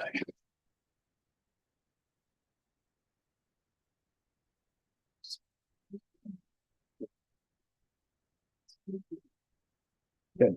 So just by way of context and rewinding the clock a little bit, the genesis of the Streets for People project was really based on the long-standing safety concerns that have been expressed by the Waipawa community and broader Central Hawke's Bay community, especially in the late 2010s and early 2020s. You'll recall that a petition had been pulled together, which attracted a fair amount of signatures. You'll remember the cardboard silhouettes of school kids that were, another community-led sort of program along the main street and some of the side streets to alert people of proximity to children, but also to encourage people to reduce speeds. You as a council, through what was at the time the Finance and Infrastructure Committee, had a resolution, a standing resolution to advocate with NZTA on an ongoing basis for speed reduction interventions to be made along State Highway 2 in Waipawa. And through the adoption of the Town Centre Plan for Waipawa and the Integrated Spatial Plan for Central Hawke's Bay, there are a number of actions included in there which you had identified as potential enablers to make some of these changes to address traffic speeds in particular here in Waipawa. There was, however, a real opportunity through any conversation with NZTA for any sort of funding to move forth with those interventions. That was until the Streets for People program came about. It was a new government allocation at the time, end of 2021, which we looked into with the NZTA, and we decided to make an application. It was an expression of interest at the time to potentially tap into that fund in order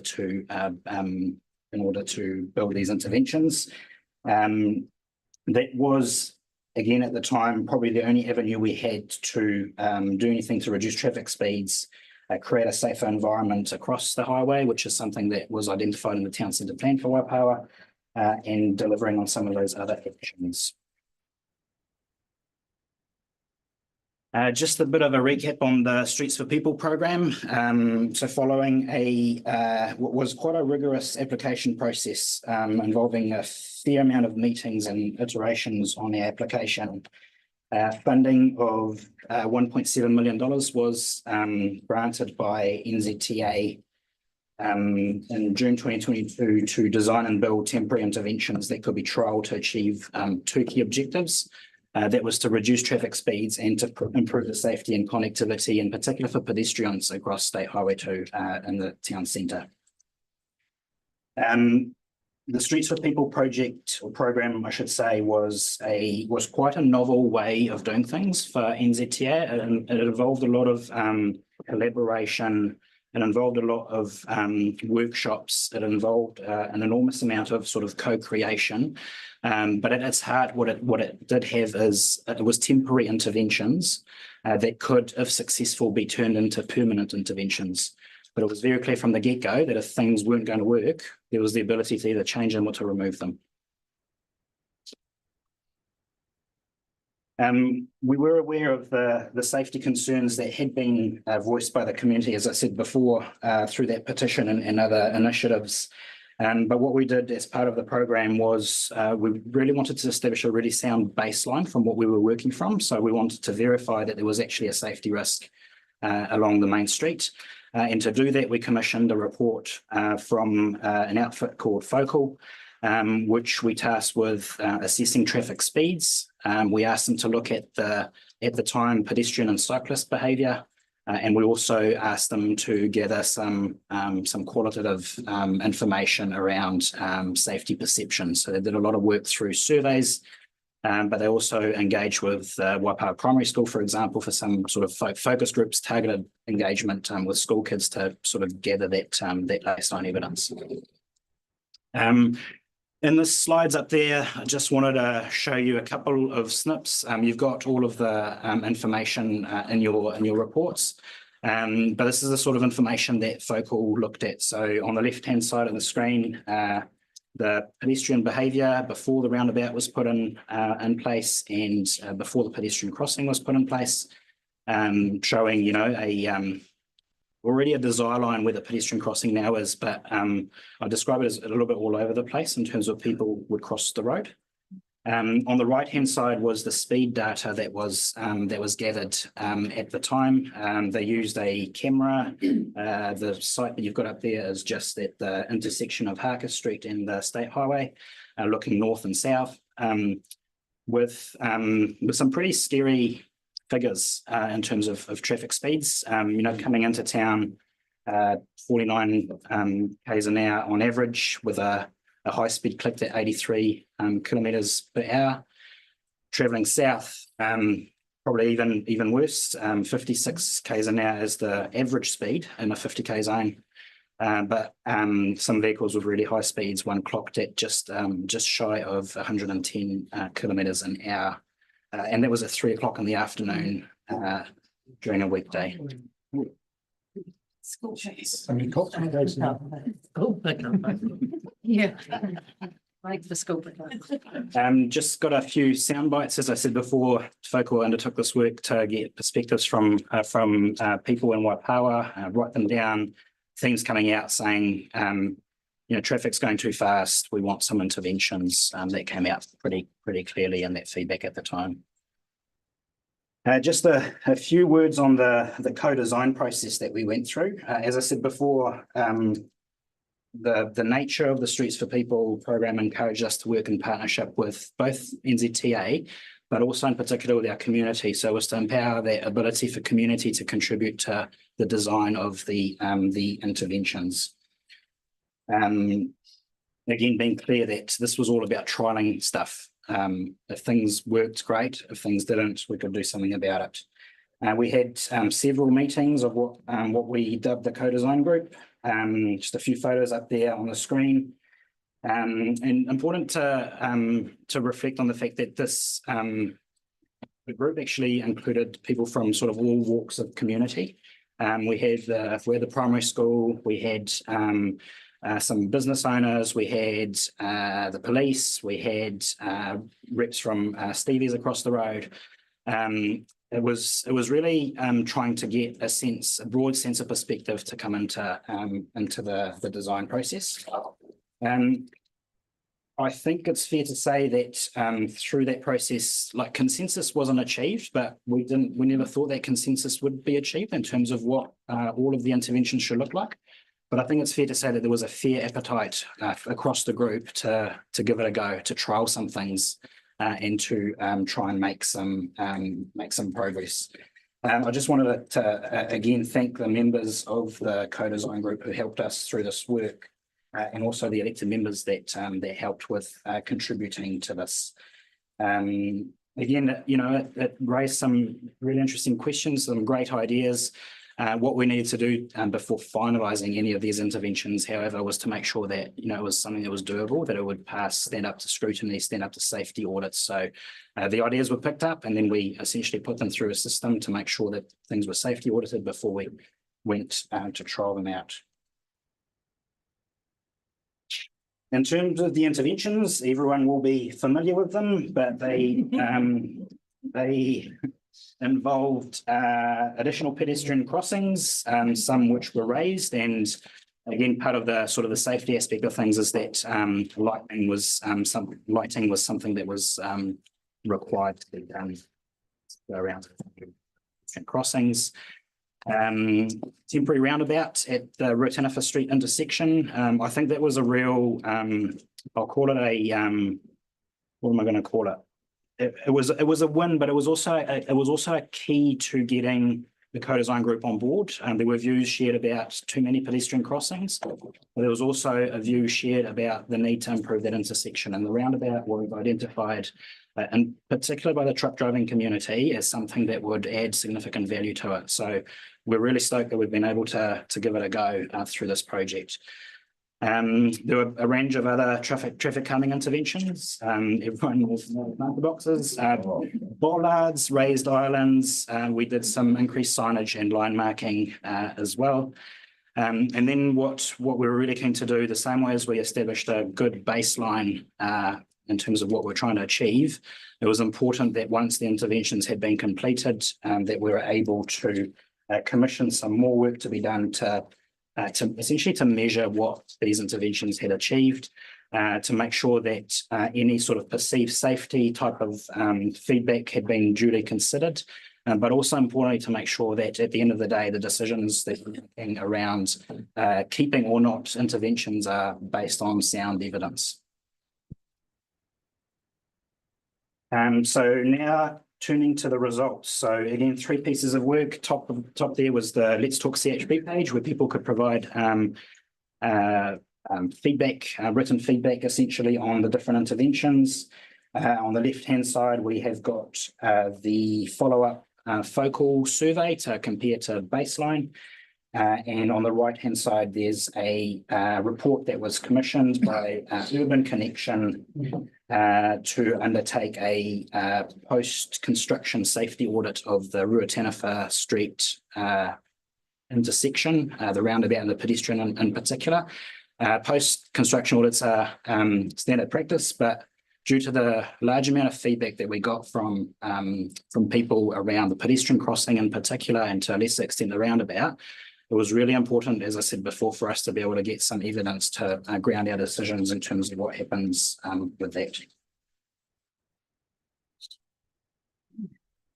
So in terms of some of the results, again, you've got all of the reports and as attachments to your agenda. Some notable numbers between before and after the interventions were constructed. There was a 54% increase in people feeling somewhat safe to very safe in the Main Street area. And there was also a 130% increase in the number of people that felt the Main Street caters for pedestrians somewhat effectively to very effectively, which were quite pleasing results. In terms of traffic speeds, and I hope that you may not be able to see all of that information, but essentially Focal used some GPS data from TomTom to assess the differences, or the speed at which vehicles were travelling along the Main Street. For the stretch of road between the bridge and Victoria Street, what the average sort of speed reduction looks like is an 11k an hour reduction across that stretch. Noting that in some particular points, the average speed reduction is closer to 20 kilometers an hour. There was a lot of conversation around what sort of additional time that would mean. What it means is, and this is from the bridge to Tamamu Road, it's an extra 23 seconds on average for southbound traffic and an extra 26 seconds on northbound traffic. I'm now going to talk about about traffic speeds, but with a specific focus on the pedestrian crossing and the roundabout at the end of the street here. So the technology that Urban Connection used was, again, a camera-based system above the pedestrian crossing, which is actually generated by artificial intelligence to enable results to be provided. The camera was up for 7 days and it filmed 24/7. So essentially the numbers that I'm going to be talking to you about are based on that, that sort of time frame.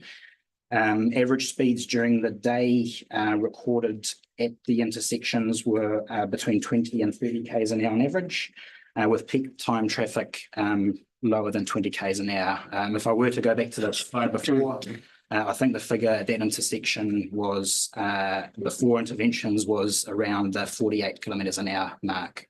So quite a significant difference in traffic speed.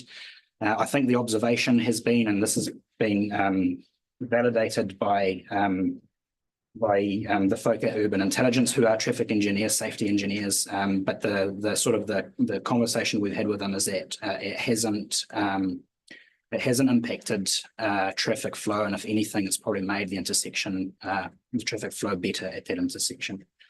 And I think that's also been validated by some of the anecdotal feedback we have had from the community. In terms of speed violations, so that's vehicles travelling at 5 k's or more above the speed limit. Again, the interventions have pretty much eliminated those speed violations for northbound traffic, and the southbound traffic is around 6% of vehicle reached the traffic speed at that point. The main reason, and this has come through the reports, is the main reason we think speeds haven't reduced as much for southbound traffic is because there's very low deflection in terms of how the road's set up. There's very low deflection for southbound traffic to enter that roundabout. The line of sight is very straight through that roundabout, meaning that people tend to not slow down as much.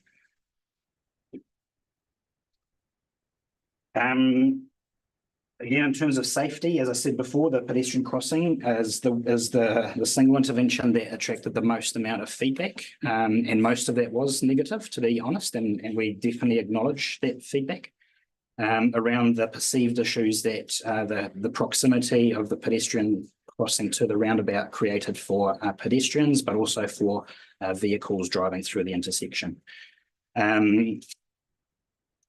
The focal survey, when that was done, identified some similar perspective when they went out and sought some input from members of the public. But again, as I said, this is what we wanted to validate or not through the Urban Connection safety audit post-construction. But what I've got up there, interestingly, is a pre and post construction snapshot of pedestrian trajectories before and after the roundabout was put in and the pedestrian crossing was put in, showing quite an increase in the number of people using the pedestrian crossings. Very few people crossing across the roundabout, which is different to how people used to use the intervention. There's a fair few trips across the road there.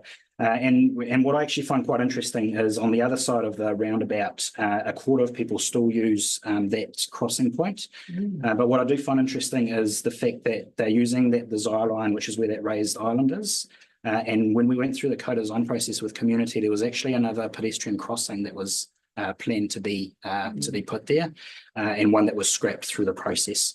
But it's quite an interesting sort of image. Again, now focusing on the safety audit, the safety audit data that we received. So again, 24/7 filming over 7 days. What the safety audit generated is an idea of what's defined as conflicts happening across that intersection. The report spat out an image or a heat map of the key areas of conflict, essentially, which is overlaid on a satellite photo that was done pre-intervention, obviously. And it just shows where the majority of those conflicts used. I just want to be clear that conflicts don't necessarily mean accidents or critical near misses. What the audit showed was that over 7 days, 10 conflicts were identified at the pedestrian crossings, but there were no critical conflicts identified there. And the other thing that the audit did was, on the basis of the low speeds that we talked about before, is that the intersection and the pedestrian crossing is within safe system tolerances for vulnerable road users, essentially meaning that traffic speeds are low enough that if an accident were to happen or a crash were to happen, the risk of serious injury or death or fatality decreases, essentially. I'm now going to play you a couple of the videos to essentially show you what is meant by a conflict. And I want to stress the difference between a conflict and a critical conflict. All of these are conflicts. So if we can go, Annalie, please, on this first video.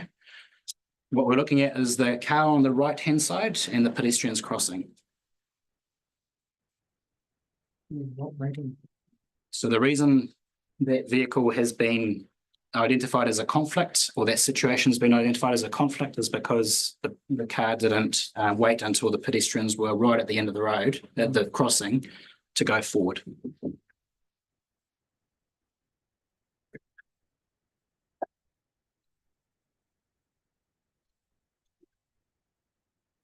So he should have gone They have to be off. now. And this is an island in the middle way. Might need to go to the next slide. Most people don't. They've gone past. I know it's the rule. There's a second video now. Emily, if you can go, if we're looking at the vehicle at the roundabout, waiting for the pedestrians to go through. Again, they crossed that line where they're supposed to wait before the pedestrians were on the footpath, showing that conflict. Education. What I want to be really clear about in terms of this work and what it's showing is definitely not diminishing the feedback that was provided by people, because perceived safety risks are absolutely valid, and we definitely acknowledge that. The reason we wanted this evidence base is actually to take a really good look at what was happening. And through the conversations with the folk at Urban Intelligence, but also with NZTA officials, I don't think that the behaviours we've just looked at or the situations we've looked at are too dissimilar to any other crossing that we would have in the country. Again, not diminishing the feedback that's been received, but it's been really useful to look at this footage and be able to make that assessment.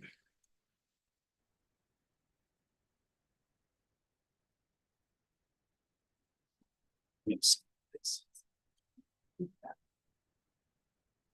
Good. So I've got a snip there of the key findings and recommendations from Urban Connection, and just wanted to highlight what they said about the pedestrian crossing and pedestrians.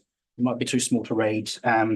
But essentially, what it said was that the pedestrian crossing was well used by pedestrians, but also used well. The trajectories showed that pedestrians were using that crossing adequately. And again, as I said before, speeds measured at the intersections were 30 k's an hour on average or lower, which is within that safe system tolerances for vulnerable road users. The audit did make some recommendations around how to further improve any intervention. What it talked about is continuing to monitor speeds, in particular off-peak time speeds, where the tendency was less traffic moves a little bit faster. To consider installing a raised platform to essentially replace the at grade crossing that we've got. And also to potentially have a raised median refuge for pedestrians crossing at the intersection. Again, one of the issue, and to be fair, these were two interventions that were identified as being the sort of the gold star interventions we could do before they were put in place through the co-design process, through conversation with safety experts. Raised pedestrian crossings were part of the initial design at this location, but there was a change in government policy that you may remember at the start of the year, which means that we weren't allowed to actually raise that crossing. And centre refuge was also something that we considered, but what that would do is essentially impede trucks turning left from Ruataniwha Street. They would basically crash into the middle just because of the lines that they use. So that's not an option at the moment. I'll get to the recommendations a little bit later. In terms of safety of the roundabout, again, the roundabout was mentioned quite a lot on our Let's Talk CHB page, and I know it was also talked about a lot on social media. On Let's Talk CHB, the vast majority of the feedback was positive, and that was reflected to a certain extent in the focal survey as well. Although I want to note that the focal survey was done when the roundabout wasn't quite completed yet. But essentially there was a lot of commentary around how the roundabout had improved the intersection, in particular for traffic coming from Ruataniwha Street and Kenilworth Street to be able to join the highway. We go back to the heat map that I had before. You see that big blob of red there. That was where the biggest concentration of conflicts were identified. Now, I don't have a video for you, sorry, of that, but I've got a sort of a still there that shows the main source of conflict identified was vehicles travelling southbound interacting with right turning vehicles from Ruataniwha Street. Essentially, people not stopping at that giveaway sign.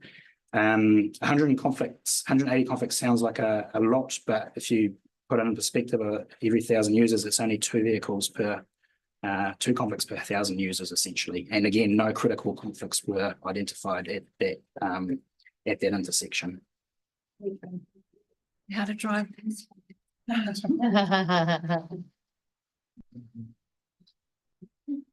These are stop sign. People just. Yeah. Again, I'm not going to labour the point because I've covered probably most of this already. Higher speeds for people travelling south, especially because of that low deflection that is the southbound traffic at that point. And what the report recommends to do is, again, they suggested that raising the crossing would actually improve both traffic speeds because people would have to slow down further, but also the general safety of pedestrians and vehicles around the roundabout. And it also recommended to make sure that we monitor on an ongoing basis how traffic speeds are travelling, in particular in the middle of summer, when there's probably going to be more cyclists, more pedestrians using the facilities, to make sure that we keep an eye on how that works. So in terms of the outcomes, based on the feedback we received, but also the safety audits that we received. So the decision we've made is essentially that the roundabout and the pedestrian crossing at this location will be kept. We think that we've got conclusive evidence to show that the interventions are actually remembering the objectives of the program, reduce traffic speeds and provide safer connection across the highway. That's not to say, however, that we're not going to continue to look at any improvements that we can make. Again, as I said at the start, the purpose of Streets for People was to trial interventions in a way that, if successful, could be transferred into permanent interventions. We're going to continue to work with the transport agencies on pathways, hopefully, to be able to make that happen. I can't put a time frame on that, but one of the noble things I wanted to say was that we pushed the notion of temporary interventions probably to its limits. They're more semi-permanent interventions that we've got in place at the intersection. So hopefully that'll give us a good few years to work with and then be able to advocate for some funding to help us with turning that into permanence. I don't think I'm going to get away without talking about planter boxes. So I'm going to just briefly cover that. Again, we received a fair amount of feedback on social media and on Let's Talk CHB. The comments were very polarized. People either like them or don't, and people are entitled to their view, and we completely respect that. The way that we saw it, though, down the main street was that part of a package of interventions. They're there to provide visual cues to traffic to slow down. There's literature that demonstrates that narrowing roads or creating a perception of narrowness does contribute to lower traffic speeds. So on that basis, again, not wanting to diminish the feedback that's been provided, people are fully entitled to their views, but on that basis, the planter boxes down the main street are going to be kept. But I do want to note that we're going to be doing some further work around implementation of our town centre plans, and that's going to provide us with an ongoing basis to potentially look at moving some of those planter boxes into different locations. The majority of the feedback or substantive feedback that was received, though, on planter boxes was on the two sets that were north on Great North Road, north of Victoria Street. There was a lot of feedback received about the perceived safety issues that they created. I want to note that those planter boxes had gone through safety audits. They were part of the design, but they were part of a bigger of interventions down that stretch of road. They were meant to be part of a package which included quite a significant increase in line marking in particular on the shoulder, again, to create that perception of narrower road. We fully acknowledge the feedback that's been provided by community. We still think that we actually did receive some anecdotal feedback from some people that thought that they were achieving their purpose, which is reducing speed. But we couldn't go ahead with the line marking at the time because Trek still has some work to complete to rehabilitate that whole surface, that whole stretch of road. And it didn't make a lot of sense to do the line marking, have it ripped up again and have to do it again. And we certainly didn't have the funding to do that. So a decision was made to put them in anyways. We gave it a go, but everyone will be aware that they've been removed. And there was a call we made following a conversation with the co-design group that we had early last week or whatever it was. That's just the designs, what it was supposed to essentially look like, with that sort of hash marking, and the planter boxes were meant to be placed where sort of triangular type of forms at the bottom you can't really see, but they were meant to be part of a broader design, put it that way. Just quickly, the other two interventions that will be kept on the basis that we received pretty positive feedback for both of them. And again, we think they're contributing to both flow of traffic and the reduction in speed. That's the pedestrian crossing outside the library, and that is the improvements at the intersection of Church Waverley Street.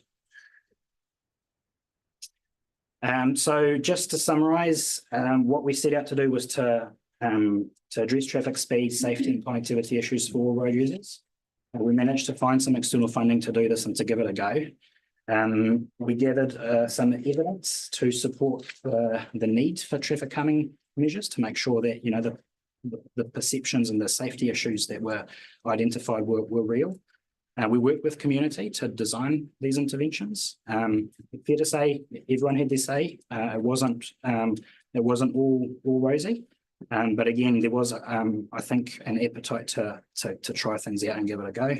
We built the solutions after they'd been through safety audits, and then we gathered some evidence after the interventions were put in to make sure that we could make some sound decisions in terms of where to next with these interventions. The evidence shows us that we've been successful with these interventions. We've reduced traffic speeds, we've improved connectivity across the highway and the main street of town. And we have created a safer town centre for pedestrians and other road users. And we want to be able to continue to seek support from NZTA in particular to transition, as I said before, these temporary interventions into more permanent ones. So with that, Madam Chair, I'm happy to take questions. Margaret, that's great. I want to take the opportunity actually to thank you, Delaney and Gail and the team for listening to you, but it's been absolute stars. Bring this together, something that was supposed to be done over a year, lasted 2 years, so you'll be looking forward to doing a little bit of a line in the sand of it and moving on to stuff which you've already talked about. But in relation to the data and the report that you have in front of you and the stuff, have you got any questions? So Taylor? A couple of, it's all right. Yes, you can have two. So just I note the conflict heat map showed some directly outside the if the petrol bowsers are behind you as you the two entrances and exits. One of those was right outside there, and I noted a couple of the comments were about people turning southbound out of the right-hand exit, which there's now signage up saying southbound, northbound. And I just wondered if they were put up during as part of this or as a result of this or from this? I'm getting a nod from over in the corner through Madam Chair. Part of the design. They were part of the design, yeah. Because after I read that in here, I drove into BP and I stopped and looked for the signs, which yeah, it was good to see them. So I just wanted to check that. You mentioned two out of the 1,000 users, the conflicts at the roundabout. Just for curiosity's sake, how many? What's the daily traffic count on that on the highway? I couldn't. I'd have to. It's probably the nearest. I think it's about 18,000 a day. Yeah. Yeah. So that is actually 36 conflicts a day. It's 2 per 1,000. Well, I think it's 7,000 near a day, isn't it? Okay, well that's better math. Yeah. Okay. Across. Well, yeah. I was like, well, two out of every 1,000. Well, is there 100? Is there I 20? think 16,000 is both ways. So Oh yeah. Yeah. sort of yeah. From a disability point of view, there was a couple of comments about, sorry, through you, if that's all right, keep going. A couple of planter boxes on the street. There were issues to getting in and out of vehicles and queries about disability car parks. And I just wondered if that's part of the movement of things going forward. Through you, Madam Chair, and we did receive some of that feedback during, actually before anything was done, especially in terms of disability car parks. And so we did give some consideration to that through it. In terms of the planter boxes in particular, I believe that we actually responded to that feedback by moving some of these planter boxes to make sure that those issues had been addressed. But again, as I said in the presentation, as we continue to go through this town centre plan implementation, there is the opportunity to move things around if things are not working, and especially if they're not providing safe the ability for safe movement across town. That's one, if I may. The survey results, 1% under 18. When closing or doing something with Waipawa Library was even mentioned as a possibility, we had the huge influx of kids in here talking about the library. A lot of this process was done for the safety of kids. And I just wonder whether the under 18s, the 16, 17, 18 who have learners restricted or, who are actually using the road, and the under 18s who are crossing it. I just thought that was a real lack of response in that survey for under 18s. Thank you. Through you, Madam Chair. The few comments. I think that in terms of the feedback from the school, and I did have a slide that I presented to the co-design group that I didn't put into this slide deck, but you've got it as part of your reports. In terms of that engagement with school kids in particular, that was done directly with school people. There's a couple of projects at school. Kids went out on the street to have a look and talk to the people at Folk Hall about what their perception was. And I think a lot of that feedback was captured at that time. And what it shows pre and post construction is quite a significant shift in terms of the perceptions of safety Of children. Yeah. Children's perception of Children's safety. Yes. Yeah. Okay, I must have missed it in there. Thank you, Madam Chair. Councillor Richmond. In terms of you spoke about the genesis and the email that came through from, is it Dean Dunley? Correct. Is he local or was he, if I recall, he was from, just looking out. Oh, he's local. Yeah. Oh, so he's already all over this. I think I'll leave that. In terms of maintenance, unless this goes permanent, is that the only time that we can make sure that upkeep of those certain things are? Through the chair, so in terms of maintenance, the funding that we got from NZTA was it was called whole of life type of funding. So essentially maintenance needed to be factored into the interventions we put in. So from a maintenance perspective, that's on us. And you know, until such a point that we can turn these into permanent interventions. One of the key bits in terms of maintenance or ongoing maintenance, then there's been a fair amount of commentary around the planter boxes and the plants in there. So that's up to us to do now. However, through the funding, we managed to secure the purchase of a tandem trailer with big water containers to enable that to happen. So as we designed this whole thing, we sort of thought it through to make sure that we could do the maintenance. All the life. Just on councillor Taylor's question about the placement of the planter boxes on the high street and near the chemist. That one in particular is over the top of an old post box plinth that hasn't been removed by New Zealand Post. So it's actually the better of two evils because people were tripping over that. I'm not quite sure how we can address that. If we remove it, then we replace it with the trip hazard. So, but my question was, there is, and I've noted in speaking to retailers down the northern end, still excessive speed, and they actually acknowledged that they felt that the planter boxes were slowing traffic, and now they've been removed. The NZTA are looking at more fixed cameras. Are we aware if there are any going to be placed in Central Hawke's Bay? Anywhere, not necessarily in Waipawa, but anywhere in Central Hawke's Bay? Through Madam Chair, I don't know that information. Sorry, but one thing I should have stressed, and I think I had it on one of the slides, is that we fully acknowledge the need for traffic calming interventions in that stretch of town.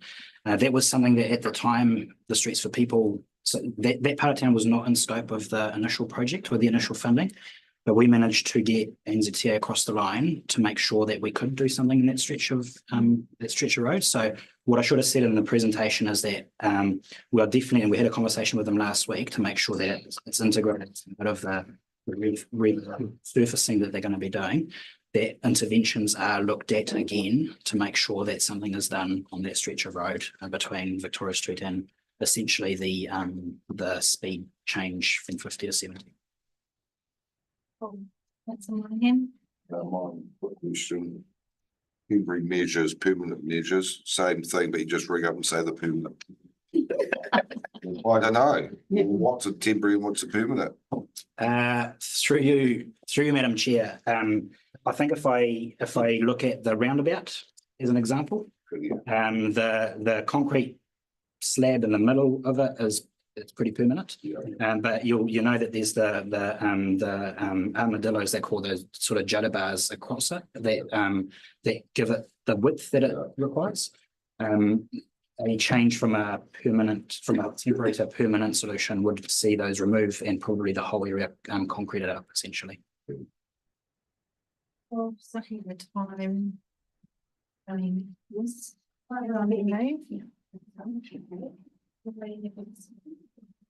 So Taylor, thank you. Oh, Mr. Muckridge. It was really awesome. Okay, then let's go for it. Yeah, I mean, you've already thanked the team, but I mean, I'd like to as well, because it has been a long road. And there has been a few interruptions on the way. And there's been a lot of criticism as well, but I think the results speak for themselves. And, you know, sometimes we talk about perceived risks, but then we've got to assess whether there's actual risk, and there's still improvements that can be made. And NZTA have even said, look, if it was to become permanent, then they might have to look for land acquisition, which might mean that we lose the St. John's building on the corner and those sorts of things. And then we'd have better deflection around the roundabout. But yeah, definitely I want to thank Gail and Dylan and everybody else that's been on, you know, Fee from the beginning that's been on this road, because it's been huge, and the community, the co-design group, and everybody that's fed into the program. Yeah, every little bit of feedback's been listened to, and it was really good to actually see all of that, and actually to read some of the feedback that the interventions hadn't even been finished, unfortunately, and we were having to do the focal survey, which was there. And hopefully those people that were responding and saying that roundabout's useless, actually now think it's actually the best thing since sliced bread. So I think, well, thank you. Just want to totally reiterate what you said about thanking the team, because it has been a long and at times annoying process on social media, at least. It started with the best of intentions. I remember doing those first videos for the comms team about the connecting both sides of the town for both for elderly and for young, and you know, doing all those, opening up the pool and the Mayor Hunter Park for the ones on the other side. I remember all those.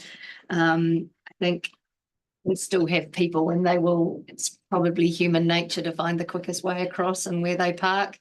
I had someone's that I was going through, and they sort of went, oh, and then waited for me to pass, and my window down and said, you know, there's a pedestrian crossing there and there, eh? But I think we're always going to get, and I'm guilty of it myself and my pocket, I must admit. So it's I think we've got some signage to go as well. I asked a question yesterday about that corner, trucks turning on the corner, you know, and having that blind spot maybe with that pedestrian crossing, that the signage and the education that needs to go in there, so that you know, the pedestrians using that heading across the BP do glance over their right shoulder to, you know, to make sure that they're visible if there's a truck there. It's just, yeah, that sort of thing it's ongoing. It's I've watched it happen as not a resident of Waipawa, but as somebody that either uses that intersection or drives right through. And it's been, yeah, you see it on social media, and I've gone, I don't find the same issues as most of the people that are commenting on social media, many of whom do not live in Waipawa either. Or probably not use the crossing yet. Yeah, but yeah, I'm just thank you to the team, and I'm happy to see it take the next steps to become permanent and continue the conversation. Actually read out what it is you're moving and seconding. So we're receiving the community feedback and the safety audits for the Streets for People program. We're endorsing the outcomes of the Streets for People program as presented in the report, and we're directing the officers to identify funding options to convert the temporary traffic calming and safety interventions from the Streets for People program into a permanent intervention. So we're basically doing this project here. And then leaving it to staff to continue the advocacy space, and then move into the development. So I'll make up an helicopter and bring some projects as well. So that's been exciting. So I have a mover and a seconder. Councillor Belinda, do you want to say? I just wanted to acknowledge that actually this was a community initiative. Community pushed this. It wasn't in the work program, it wasn't BAU, but it has consumed a lot of time over the last few years. And yeah, I'm sure they're as pleased as the rest of us to put it to bed and move on to something better, and maybe in a different town. Yes. Yeah, that's right. What activation and intervention. Yeah. Okay. Well, with all that, all those in favour? Any against? Great. Case. Before we move on from the item, so thank you, but I feel a lot of thank yous for from my team, but probably together we thrive, and just probably recognising and saying thank you to you all as elected members as well, that team. I know that there was a lot of heat that you've all taken individually and personally on this, but the outcomes really speak for themselves, and just really from our collective team, just want to thank you for that as well. So just want to acknowledge that. So. Yeah, together we do definitely thrive. Yeah. Okay, so on to page 65, item 5.3, Central Hawke's Bay Town Centre Master Planning Implementation Update. Margaret again. Chair. Look, with the Streets for People program having come to a conclusion, we did think that it was timely to bring you a brief update in terms of what's happening with town centre plan implementation, noting that it is up on your elected member priorities under big move number 3 around community activation. As a reminder, the town centre plans for both Waipawa and Waipukurau were adopted by council in 2022 as part of the Throwing Places and Spaces program. And you've got a copy of them in your report. I'm just going to briefly talk about the actions that have been achieved, focusing in particular on Waipawa. The reason for that being that Streets for People has helped us with some of those actions. So of the 26 actions outlined in the town centre plan for Waipawa, 5 are in progress and 5 have been completed. And again, that's mainly thanks to the Streets for People program. You had actions in there around reducing traffic speeds. You had actions in there around additional pedestrian crossings, intersection upgrades, line marking, additional planting. So I just wanted to note that. The remainder of the actions have either not been started or are facing some challenging roadblocks, in particular around funding, and so are likely to require deferral based on progress on actions in Waipukurau has also been limited, again, in terms of the circumstances that we found ourselves in the past 18 months. Not a lot of progress has been made there. However, where it has happened is around the Russell Park area, with moving forth with a master plan for the Russell Park and moving soon towards implementation. Just a note on funding, you'll recall that as part of that Throwing Places and Spaces program, the real focus back in 2022, the real focus was for you to adopt some strategies and some plans that would enable you to make some robust decisions in terms of that long-term investment in particular open spaces and places assets for Central Hawke's Bay.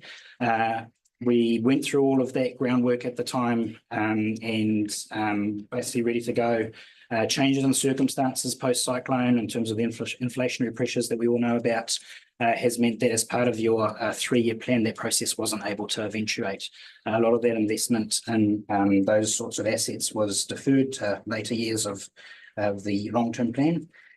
However, what you did at the time of adopting the 3-year plan was also to allocate some of the Better Off funding from central government for activities essentially that would enable us to achieve some quick wins, some tangible outcomes in that under that community activation elected member priority big move for Waipawa and for Waipukurau.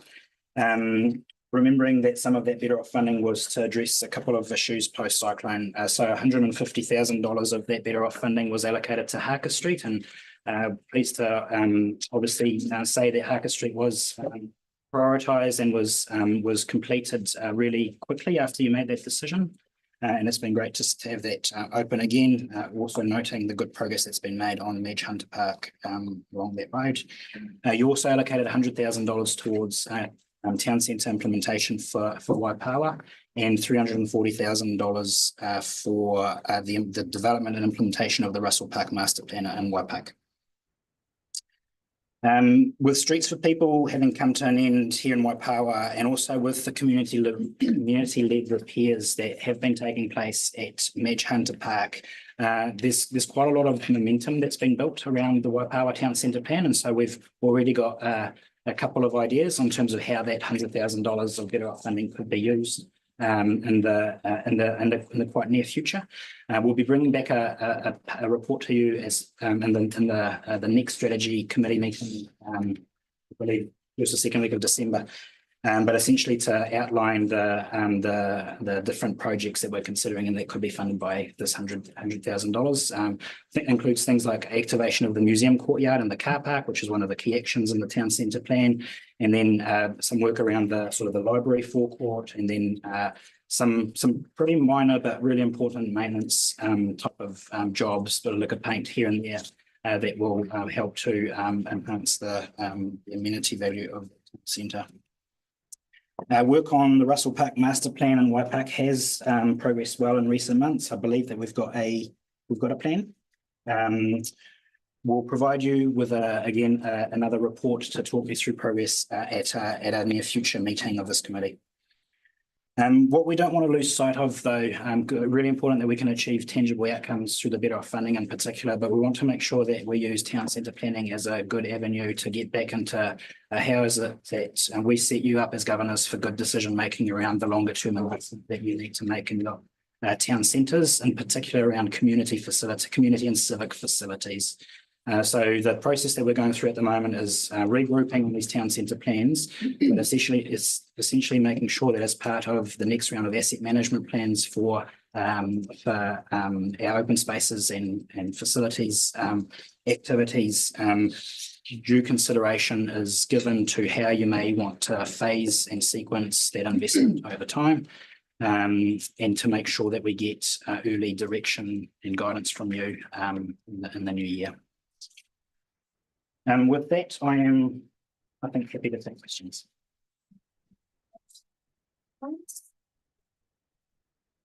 One thing, and probably possibly more from you, but I'll phrase it as a question.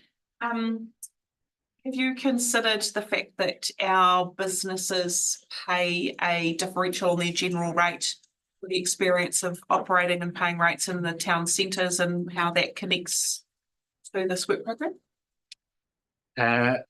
Through you, Madam Chair, what we are considering is all the different levers that we might be able to pull in order to progress some of these interventions. That is potentially one of the levers. What the Streets for People program showed us, admittedly, there was a lot of there was external funding to be able to do that. But we did sense that there was an appetite from community to do more, and for some members of the community, some groups to be involved. The message when we had those conversations has been we've only got a limited amount of funding to do these interventions. How is it that we can be innovative? How is it that we can partner with local businesses, leveraging maybe some of the Better Off funding or some of the rates in order to pull together further applications to other type of external funding in order to get to a place where, in partnership with community, we can move forward some of these projects. Probably raise that from a baseline expectations kind of space and making sure that we don't overlook the kind of baseline stuff around rubbish bins, footpaths, curbing, the really basic things that actually make those town centres function, and just make sure we don't overlook that for the additional things which are really important. But you know, those town centres were done in terms of the footpaths and curbing and trees and what have you. Well, I'm not even going to try and name a number, but within my lifetime, I remember it. So it'll have to happen again in the future as well. So we just need to make sure we think that through too. And with that as well, through you, Madam, we've already some of the early discussions around even kind of the genesis of town centre plans have been what it might be some of the funding mechanisms. You know, whether it's parking or to this. So some of the things to have a think about. Yeah, that's a nice little steering. Yeah, I mean, you know, like the town centre stuff is things stuff that we haven't really able to pick up and run with. So we can start on a side and really be able to be creative. So yeah, I think definitely if you add into that lens in the way that you operate from now on, you're actually starting to look for ways to be innovative and creative around how we can actually generate income past us, you know, so that the people, the future us will thank us for that. That's pretty important rather than, yeah, all of a sudden in 5 or 10 years time, the future us is sitting there going, you know, now we've got to try and repave everything. Nobody thought about that. So, but we do that really well, but I just, that is a good sort of reminder of that as we revisit town centre development. So Taylor. Just a comment about the revocation of the highway, that will play into any decisions we can make on going down Rotanafa Street or the intersections either side of where that current bypass is. And I think, yeah, in Waipokoro, yeah. So I think, and that's not in the current LTP, our LTP, but it should be hopefully in the 27th. All right, so has anybody who recommendation is that strategy growth and community committee notes the town centre master planning implementation update and its priorities. Thank you, Ms. Mugridge. If I got on with that. Alex, you're respected. All those in favour? Those against? Carried. Right, so we're going to keep tracking along. We're going to get very much. We've got 169, which is below proceeding corrective actions.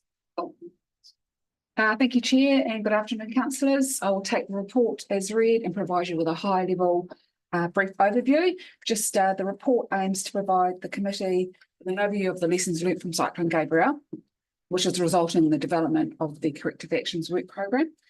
Noting that this has previously been reported through to the Risk and Insurance Committee. There are 11 key actions with sub-actions sitting underneath each of the actions. Whilst the local actions are either completed or are underway, there is a much wider body of work regionally being led by the Director of Civil Defence Emergency Management, who commenced work in early September, and Council and this committee can expect further updates on the regional work programme in due course. I'll speak to the two completed actions. So the first one is the Local Emergency Management Group. It was re-established in December 2023. Those meetings have been held quarterly, with 3 meetings held to date, and the next meeting is scheduled for December prior to Christmas. The meetings are a good way to form strong relationships, share information, and plan for any potential upcoming events, i.e. drought, dry summer. So we did a bit of planning around that last year. And then the second one was the Civil Defence Emergency Management Elected Member Training, which was held with you all on the 3rd of October, which provided you with an overview of the structure and governance of CDM, highlighted the relevant legislation and outlined roles of coordination centres. And we also discussed the newly introduced strategic comms function. Some feedback from you on that training was how will CM training be incorporated into elected member inductions in the future? And I have discussed this with governance, and it has been entered into part of your induction. It's back at the table for the new training in 2025. And just noting that at national level, there's further information being developed for elected members. There's also a elected member kit that has been developed for all of you that you'll be able to pop into your car, and then should we enter into a response, you'll be able to know what to do. And then also just noting that our council IMT held an exercise in September. In the room were our emergency services partners. We trialled 4 new functions: strategic comms, Māori partnerships, community emergency hub liaison, and Te Tai Whenua o Tamati were also in the room, which proved very beneficial. A full debrief is underway with corrective actions identified and will be implemented. More exercises of different scale are planned for 2025. These exercises are a really important part of council's preparedness so that we are able to provide a full response in an emergency. Thank you.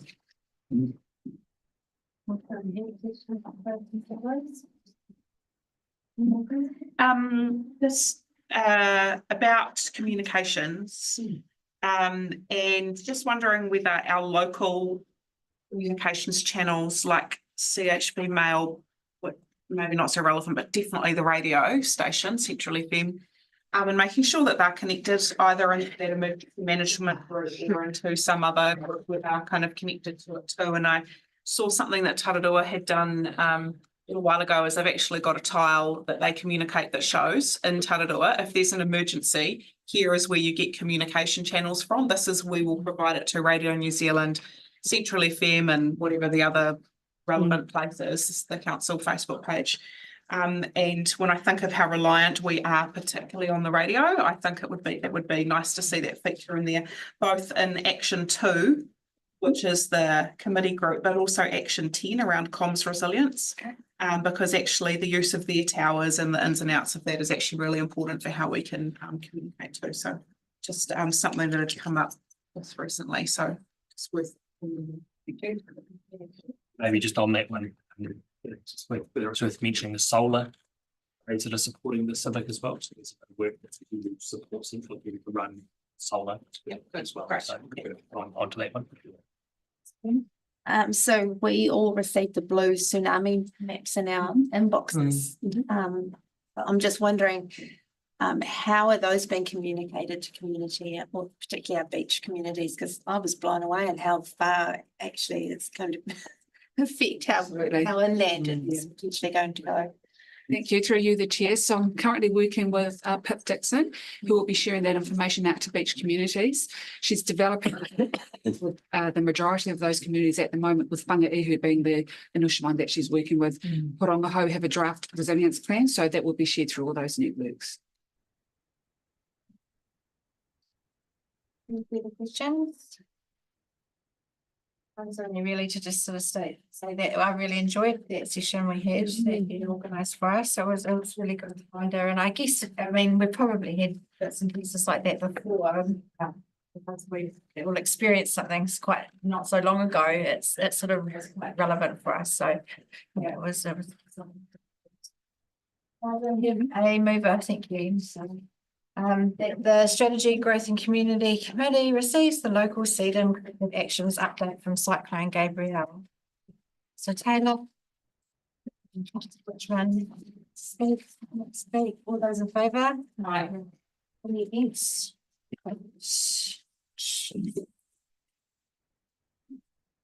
Seven. Oh,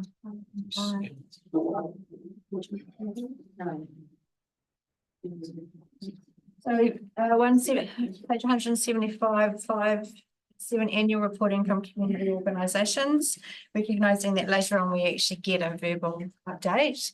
But yeah, I think we could probably take it as read. I do have the officers here if there's any questions. They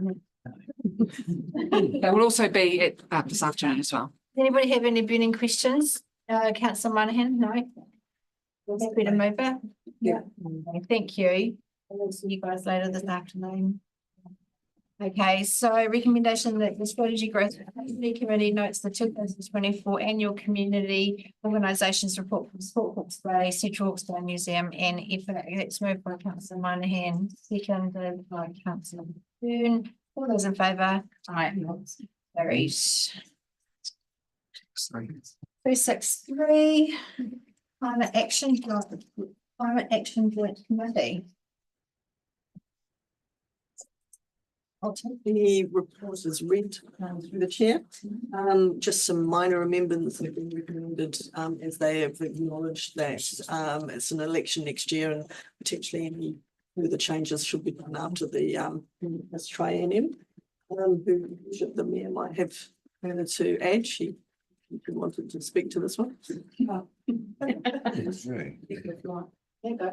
Actually, it's just, I think it's fairly straightforward. We did have a conversation at the committee about whether the committee should appoint the chair or whether the chair should be the HBRC appointed person. You know, a lot of committees will do that via the group rather than being particularly appointed from a particular agency. But in the bigger scheme of things, they're the lead on the resourcing of it anyway. So actually, it made sense for the committee. So we're supportive as the members that are on there of the changes that have been proposed.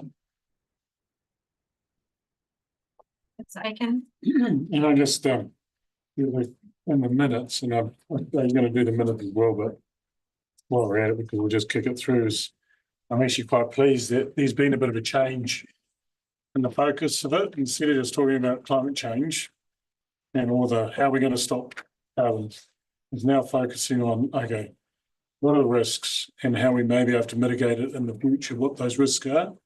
Like we talked about earlier about the dam, you know, risk of drought, what's the mitigation against it. So there's been a bit of a shift and we're starting to talk about that too, which I'm quite happy about.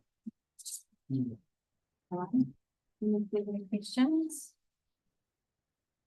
Thank you, Alex, is moving the recommendation of the amended terms of reference for the Climate Action Joint Committee. Seconded by Councillor Aiken. All those in favour? Aye. Any against? Carried. And now we'll move on to the reports from the joint committees, which is 276. Seven, please.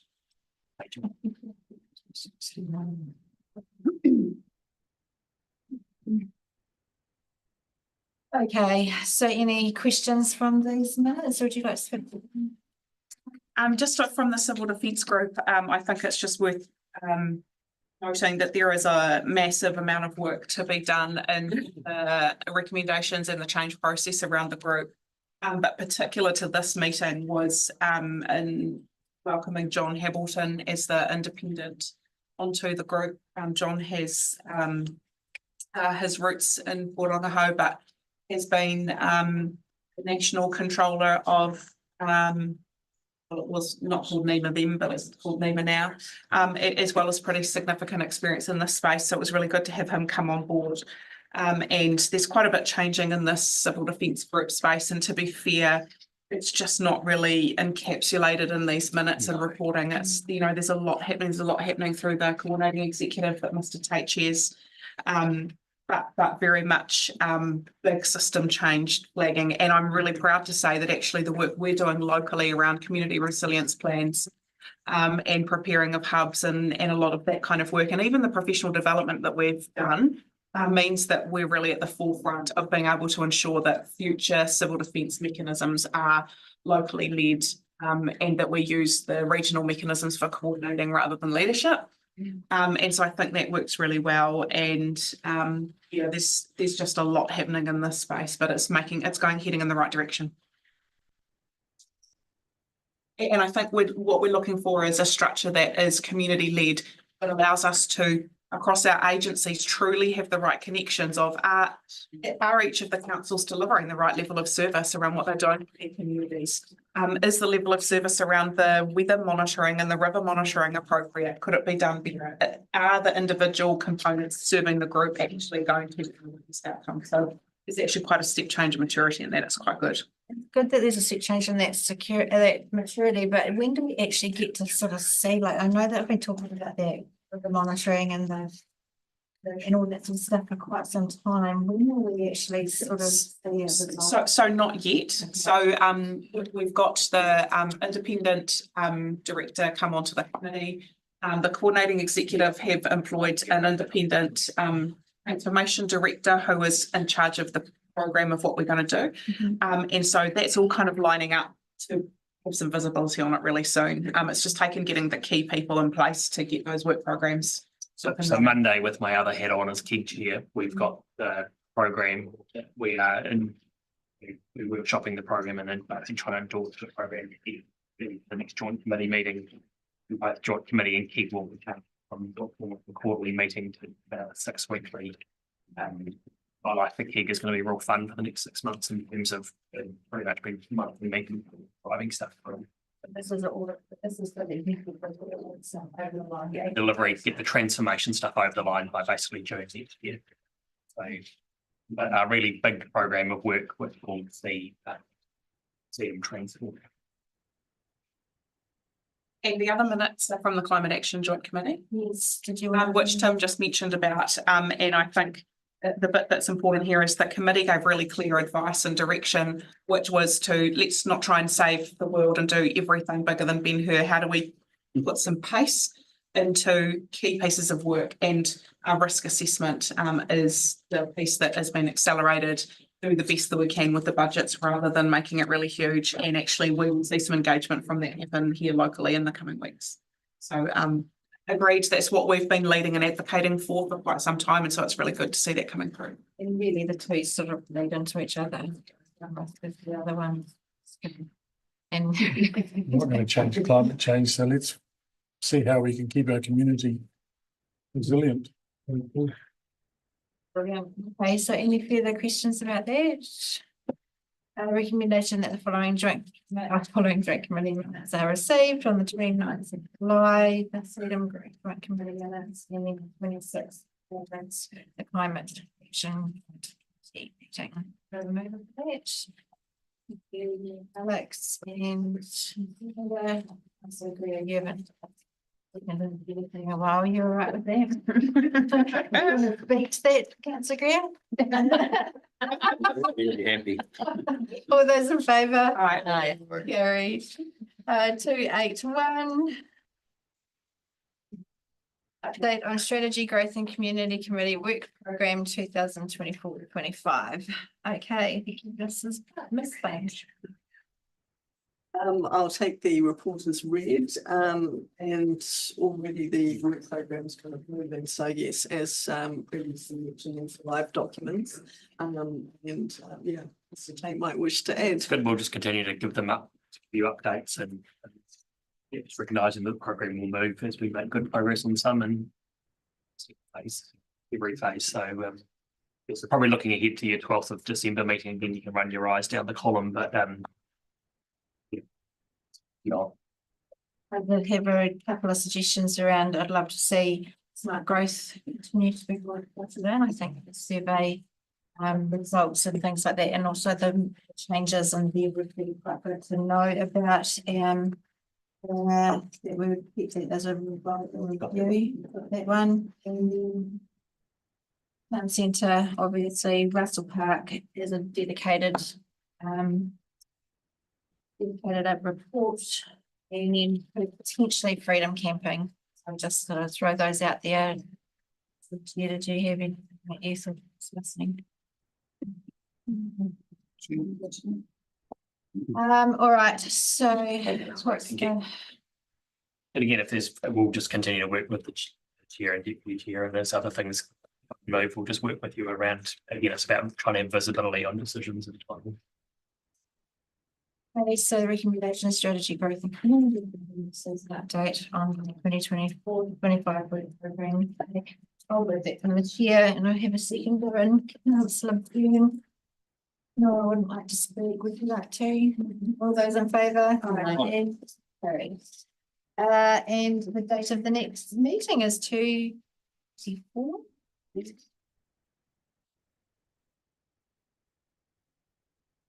I have a mover for the recommendation that the Strategy Growth and Community Committee be held on the 12th of December. Some minor hands.